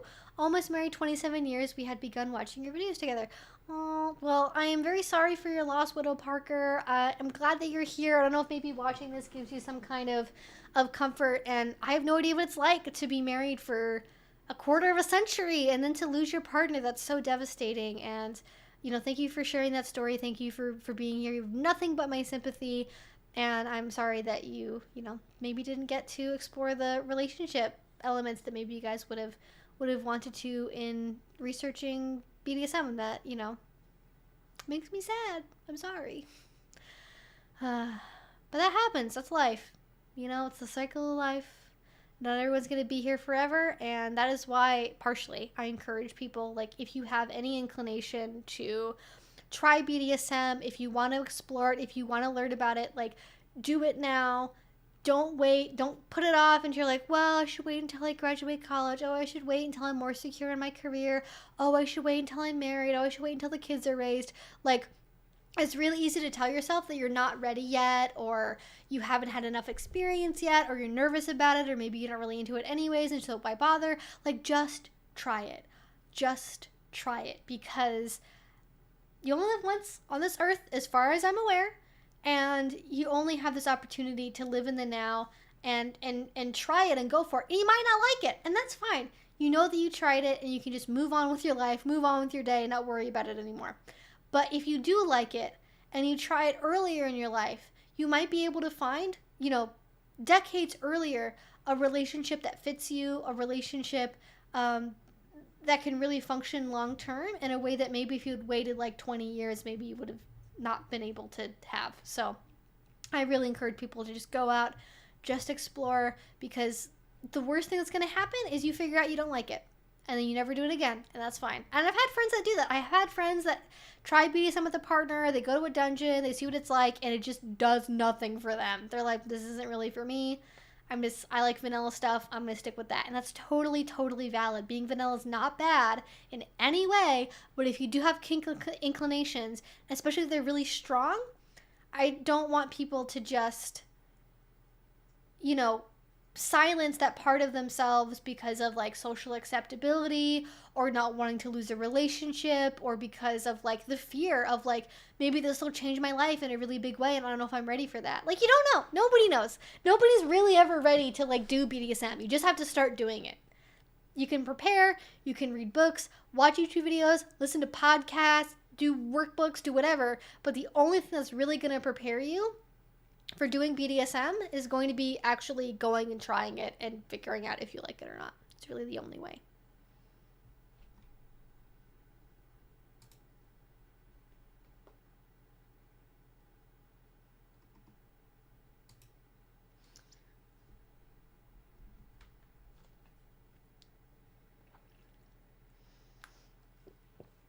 Anyways, I'm going to move on to the next question because we only have 20 minutes left. But let's go back to it. So Jessica asks, I've been intrigued in BDSM for a while, but IDK, how you go about finding people? Any tips? So great question. I do have an answer to this in the FAQ, but I will go over it because we're kind of talking about dungeons and vetting and everything else, so it kind of goes with the theme. I know this is hard because of COVID, but in general, my advice is to meet people in person at events. It could be discussion groups, it could be munches, it could be classes, it could be a dungeon night, it could be a rope jam, it could be whatever it is that's available in your area that looks interesting to you. But I really recommend meeting people in person and focusing on finding connections in friendship first, because no matter if you're a dom, a sub, or whatever, friends will help you by helping you get a sense of other people, especially if they're more experienced in a local scene. They're going to know more about who like the safer players are. They're going to know more about like what dungeons to go to or which ones to avoid. They are going to know the people that have good and bad reputations, or people that might fit with your kinks, right? They're going to be like, oh my gosh, I have this new friend, her name's Jessica, and she's new to BDSM, and well, we have this friend and his name is Ben, and he's really into spanking and she really wants to try spanking. He's into bondage, she wants to try bondage. Like, they're gonna help you, like, they're gonna set you up with people that might be compatible with you. So don't overlook friendships. Don't go in with the aim of like, I gotta find my forever BDSM life partner at this dungeon. Just be open to possibilities, be open to friendship, and just get out there. Really, like the hardest part of the process is just going to the event. Now, if you don't have local events near you, or maybe you can't go because you're immunocompromised and maybe you don't want to get super monkeypox COVID or whatever, totally understand that, because a lot of places don't have any requirements for vaccination or for mask wearing or for literally anything now, not even testing. So you're really just kind of taking your risk profile into your own hands with that one, and maybe you decide you don't want to interact with that. There are these days lots of online activities. There are lots of online munches, online classes, ones that are hosted locally by local organizations. There's ones that are more like open, that are for like anyone from around the world to join, but also local organizations oftentimes have local events that they host and are online, or at least partially online, maybe some kind of hybrid thing. And that's also a really great way to meet people. That may be a little bit easier. It might be a little bit less stressful. But the best way you're going to actually find people is by talking to people in person. You can sometimes find people on dating apps if you're looking for people that, you know, you want to have primarily a romantic partner that will also do BDSM with you. But if you're really just looking to experience BDSM, the best way you're going to do that is by actually meeting people in a BDSM space, because the problem with, for example, dating apps is, and I have this personal experience, is there's a lot of people who say they're interested in kink. They want to try kink, or they insist they're like a dom in the bedroom, but they don't know, like, you know, they don't know they don't know crop from a paddle. I say as children screaming in a, what the fuck even is that? Like a wagon run down my street outside of my house. So I really recommend meeting people in person, because a lot of people that are, for example, on dating apps that proclaim that they're a dom, really what they are into is like aggressive blowjobs. They're just into lots of sex and aggressive blowjobs and like maybe a little bit of spanking before penetration. And if that's your jam, fine, go for it. But I'm just warning you right now, it's really hard to find like legit actual kinky people on dating apps that are like already experienced with kink. You can find people where they know they have a dom side, or they have a top side, but they haven't gotten to explore that yet. And so maybe if you feel more comfortable like exploring alongside somebody as opposed to being with somebody who's already more experienced, that might be better for you. But that's my experience. That's my opinion on like meeting people on dating apps. But in person is pretty much always best, because then you know that they're a real person. They're not a catfish. They're not a scammer that's like somewhere in India trying to get your money. They're like an actual real person that likes BDSM enough and knows enough about BDSM to go to an event, which is a pretty high barrier, I think. So that's my opinion.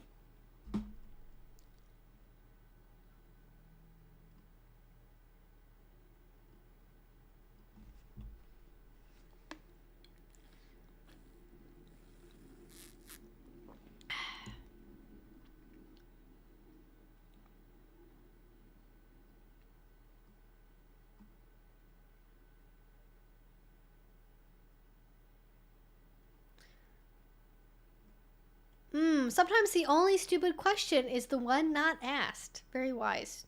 Don't be afraid to ask questions. If somebody gets really dodgy about like answering questions, or they're like, you don't need to ask me about that, that's so stupid, or like, why would anyone have a question about that, or that should just be obvious, or whatever. Like if they get really dismissive and dodgy about answering questions, that's definitely a red flag. Is it bad just role playing over DMs? I'm shy and I have to be comfortable with the person before doing anything in person, so I use that as practice sometimes. Absolutely. So you can absolutely do role play over DMs. I think that that is totally fine. Would I, for example, move to Europe based on somebody I role played with over a DM? Fucking no. Have I heard of people that have done stuff like that where they're like, anyways, I met this nom on Tumblr and he's like super cute and we like exchanged pictures and we've been talking for 6 months. Anyways, he wants me to move to Greece with him. Should I move to Greece with him? No. Don't do that. So don't make any hard to reverse life choices based on somebody you've been role playing with over DM. But if you know that it's just roleplay over a DM, it's meant as practice, it's meant as a feeler to figure out if you're really compatible or not, I think all of that is totally fine. I totally get that you want to be shy and like build up that rapport and comfort level with the person before you get into maybe a more intense scene together, or doing a scene together in person, or like meeting them in person, going to a dungeon. I think that's all totally fine. I just think you have to be aware of like, if it's just role playing, I don't really consider like text roleplay to be the same thing as actually doing BDSM, because I think it's really easy mentally to do like roleplay stuff over a DM that you like would never, like it's easy to talk a big game. The problem is that it's really easy to talk a big game over a DM and be like, yeah, and then you crop me 100 times until I start bleeding and blah, blah, blah, blah, blah. You can go really, really hardcore in a DM in the way you can't in real life, so don't write a check your ass can't cash later.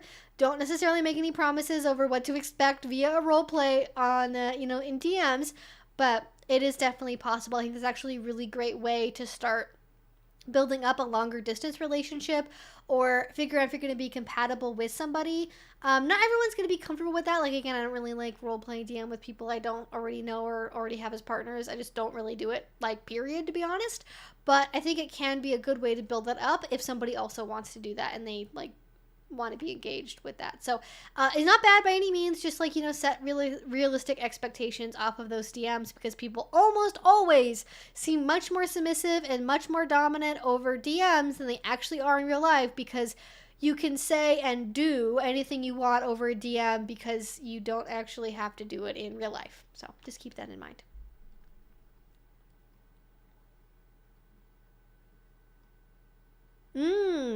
I've been with my daddy for 13 years. Wow, congratulations. He just says I'm precocious. Oh, that's interesting. I don't like deliberately misbehaving because making him proud is important. I am playful and a bit mischievous, though. Can you elaborate a bit on unpartnered? Oh, sorry, this is two different people. I don't know why like their icon kind of look the same, but yes, I totally. I think that that's great. Exactly. Like, you don't have to call it bratting. Like, if you want to call it being sassy, if you want to call it being precocious, if you want to call it, I don't know, being a little annoying shit, if you're more into humiliation play, I guess. Like, you can call it whatever you want. But I really like that. And, yes, the playful, mischievous energy is absolutely something that people are into, obviously, because you're in a 13-year-long relationship. It's worked for you, so congratulations.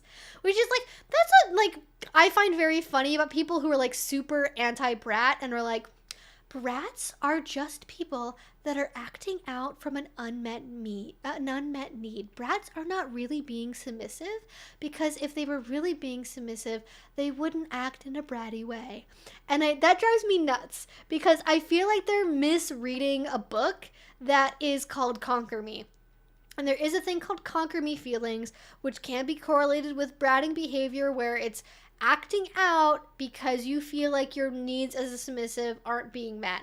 But it's like, okay, it depends on your definition of, like, unmet needs. Because, like, if you have a desire to do a scene, isn't that on some level meaning you have an unmet need for a scene that you are now attempting to meet?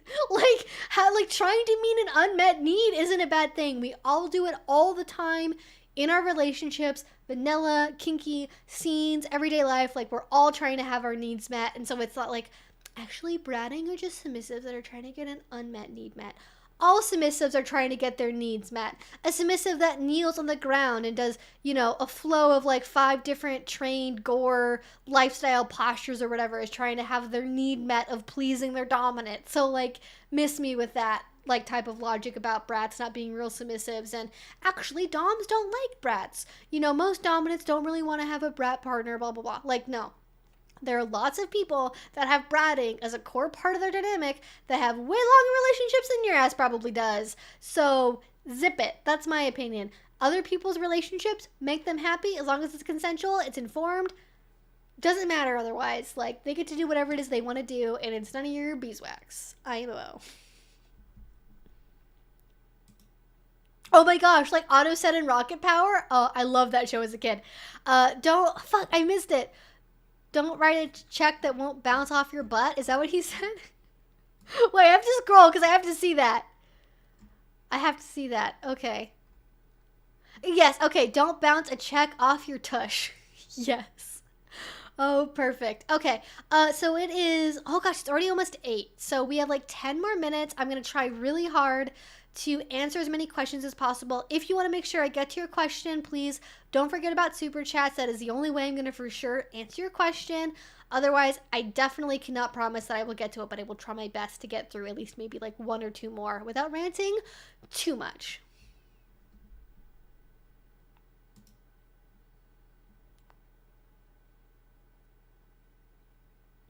I've heard Evie's a needle top. Is that true?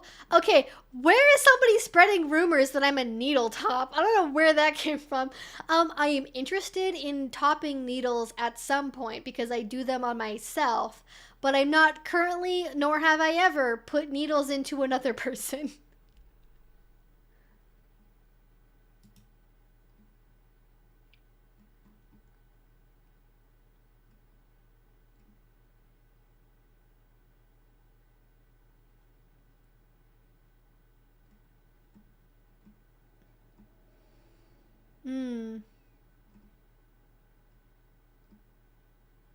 Pervertibles would be a great video. The last video I saw on that subject was by a creator who had abuse allegations, so I don't trust his suggestions anymore.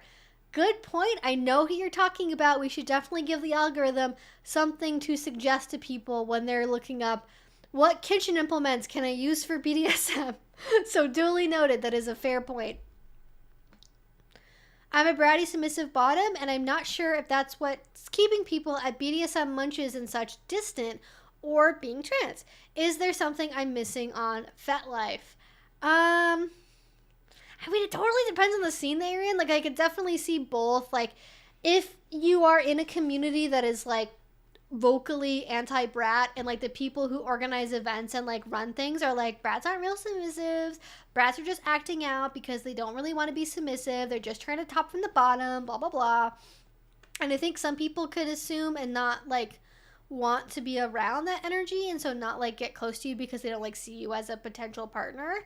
It could also be the trans thing, because as much as we like to pretend that the kink scene is colorblind and super woke and liberal and yada yada, there are lots and lots of people that just are uncomfortable being around openly trans people or being around people of color, and they don't know how to act like a fucking normal human being around anyone who's a little bit different than they are. So it could be that, but it's like hard to know, right? Because like it could be the way that you're communicating, it could be your body language, it could be it could be the people organizing the event. Maybe they're just total assholes. Like, it could be a million reasons, right? And I don't know exactly what it could be. So it could be those things. It could be something else. But also sounds like, am I missing something on FetLife?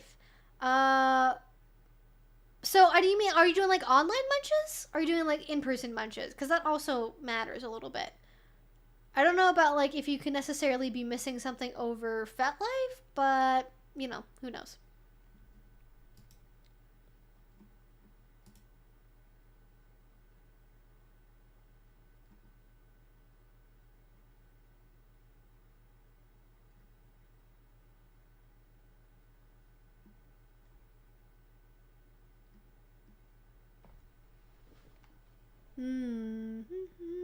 Is there such a thing as bratty dom / tops? Yes, I have a video on it actually. You should go and check it out. I linked to it in my most recent video, but it was like relatively recent as well. If you go back through my recent like video thing and you scroll like for long enough, you'll find it. I have a whole video about bratty doms and tops, and the answer is yes. You don't normally call themselves bratty. They usually use other language besides brat to describe what it is that they're doing, but it is definitely a thing. Very, very much is the case. And I talk about the many ways that doms or tops can be bratty in a video that I did a couple months ago.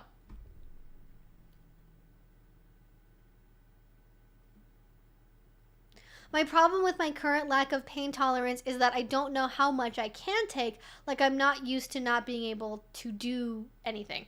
That totally makes sense. I totally get that. If you're with a new partner, I just feel like that's kind of part of the process. That is like, you're gonna have to calibrate to each other like what your pain tolerance is, because literally everyone is different. Everyone is going to have their own idea about like what their own scale of like 1 to 10 on the intensity scale is. It might depend on their previous partners. It might depend on their own experience as a dom.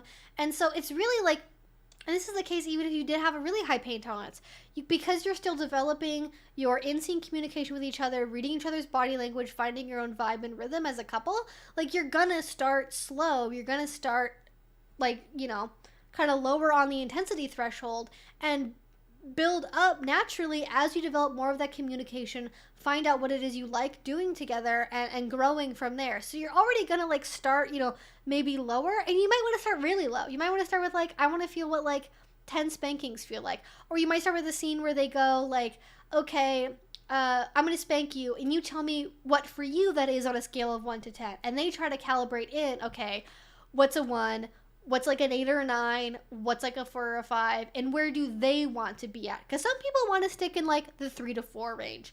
Other people want to stay in like the 7 to 8 range. So it's also individual as well what amount of intensity you want to have. So it's all a process, and I understand that fear of like not knowing how much you can take, but there's honestly like not really a great way to know what that is until you start doing it, because like even if you're used to doing self-play, in most cases, except for something that's more like external to your body, like maybe with like wax play or temperature play, if it's somebody doing something to you, that is almost always going to feel very different from you doing something to yourself in terms of like pain level, and also like the angles are different and like the types of implements you can use are different. So it's also very different. It's not like a one-to-one correlation, even if you were doing something to yourself. And again, as a top, what they think their 10 is going to be different from what you think your 10 is. So you have to calibrate it and figure out, okay, where do our 10s line up? Where do our 1s line up? And then go from there.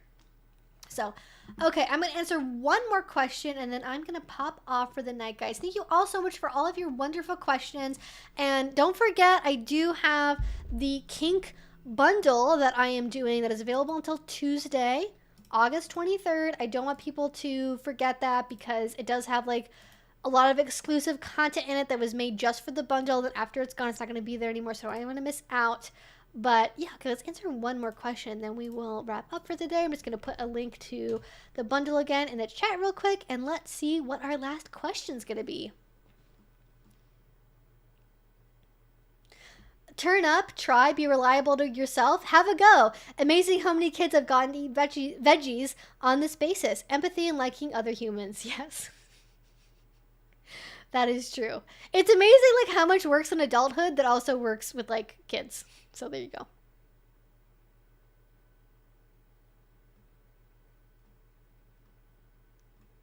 For the record, don't recommend Miss LEX's or LX's, whatever her name is. I don't recommend her channel. I don't actually think she makes like very good content. To be honest, I've watched some of her stuff that I pretty strongly disagree with her. Like, not that she says things that are like a different approach, but I disagree with her philosophy in a lot of ways, especially when it comes to like pornography and feminism and like alpha males and beta males. Like anyone who seriously makes a video that's like tips for alpha males, I'm like, sorry. So I don't recommend her channel personally. If you watch her and you like her, that's fine, but just realize that like she is like the only kink YouTuber that I will not like actively endorse because like she's the only one that I've ever had like issues with when other than there's a couple other people, but like that's currently making content, let's say. There's some people on the internet that make YouTube videos where I'm like, how do you even know what we were talking about? All right, that's not even a question. I gotta find a question.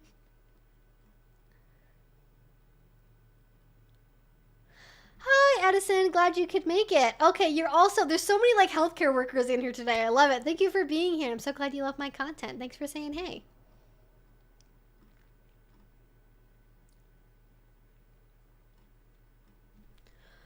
How do you know when you're pushing yourself too far? Like if you're usually going up against your limits and want to push it, but sometimes that doesn't go well. IDK when too much is too much. It can be really hard to tell in the moment, especially when you kind of first start running up against your boundaries. For me, I usually think about how do I feel after the scene is done? So if you can't tell like in the moment, am I going too far or not? You can start to kind of draw more educated guesses based on your past experiences of like, now's probably a pretty good time to stop. So if you end a scene and you feel really amazing afterwards, you feel super connected to your partner, and then like a couple of days later you still feel really great, you don't have a lot of really, really horrible sub drop, and you're able to kind of function normally for the most part, and you want to do that same scene again, that probably means you pushed yourself enough in like a good direction, and you don't necessarily need to change anything. But if at the end of the scene you feel really broken down, I'm kind of giving extreme examples of like what's like the best possible thing, what's like the worst possible thing. There can be like a combination of feelings, of course.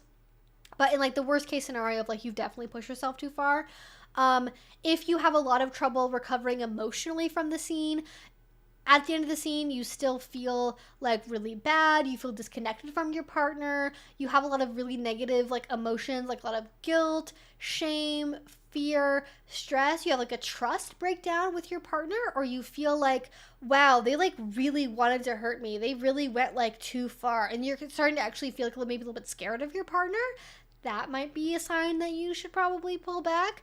If you have a lot of trouble recovering from the scene afterwards, like your body's really, really, really sore, you start to feel really sick, you have a lot of flu-like symptoms after the scene's over, either like maybe the day after or a couple days after, depending on the scene, like your endorphin high can go for a while, and our brains are not really good at like immediately like switching inputs for like neurotransmitters.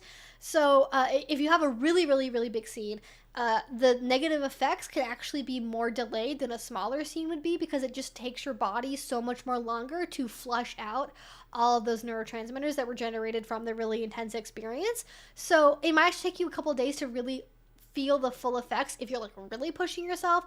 But if it takes you a really long amount of time to recover, you're very emotionally vulnerable for a while after it. You have like negative feelings about the scene when you reflect back on it, or it starts to change the way that you feel about your partner, or it starts to like cause a lot of like fear and like negative responses. That's how I would know that it was like pushing too far.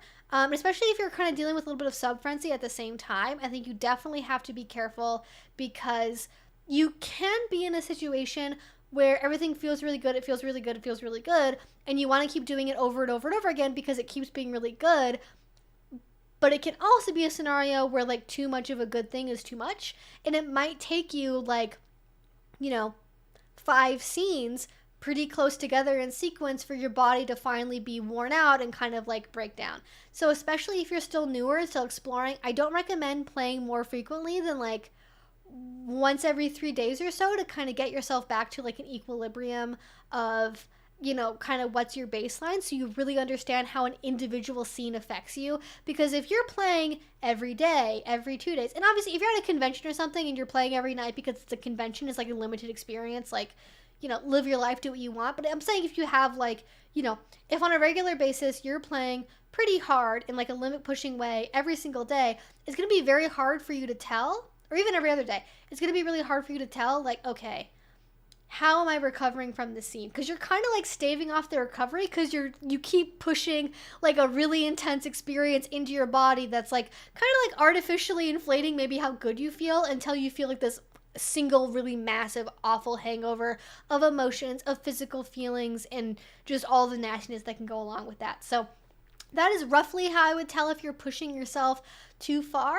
But it really, really takes being honest with yourself. And I think if you are starting to feel like you could be pushing yourself too far, you probably are. So if you're feeling like, oh my gosh, am I actually going too far? That's a sign to maybe take a step back and play a little bit less frequently, play a little bit less intense, see how you feel about it for a while, and then revisit that higher level. I actually really like staggering things, and not just like going on like a straight up scale of, low intensity to high intensity and just going like completely up one way. I actually prefer to go like kind of back and forth a little bit and build up gradually, and play small and build up a little bit. Then go play smaller again and build up a little bit more. And then go back and build a little more, and kind of go back and forth on your journey, kind of generally going upwards. So you're giving yourself more of a break. You're not always playing super intense, and it gives you more of a chance to check in and be like, where is the level that I really want to be playing at, as opposed to just going farther and farther and farther just because you can go farther. Because, as I said, some people might be aiming for a 3 or a 4 on a 1 out of 10 scale. Other people might be aiming for like a 7 or 8. And you might think what you really want is a 7 or 8 until you do it like 5 nights in a row, and then you're like, oh, fuck. Maybe not. And you have to kind of decide, okay, do I want to play often, or do I want to play really hard? Because unless you're really experienced, you probably can't have both. At least not without some serious repercussions, or like being a highly trained endurance athlete or something that's used to like really intense experiences. Like, people don't run marathons every day, okay? Even people who are marathon runners don't run marathons every single day. I guess unless they're like literally an Olympic athlete training for the Olympics. Like, not everyone, even people that are a really high level of performance, play at their peak performance constantly. They take breaks. They have an off season. They have training. They detrain. They have a system that allows them to perform at their peak capacity sometimes, but not all the time. So keep that in mind. It's not just about playing at the peak all the time. It's about how can I play at my peak on a regular basis in a sustainable way, which usually means not playing at your peak every single time. Does that make sense? I feel like I really rambled at the end for the last question, but I wanted to make sure I gave a good answer,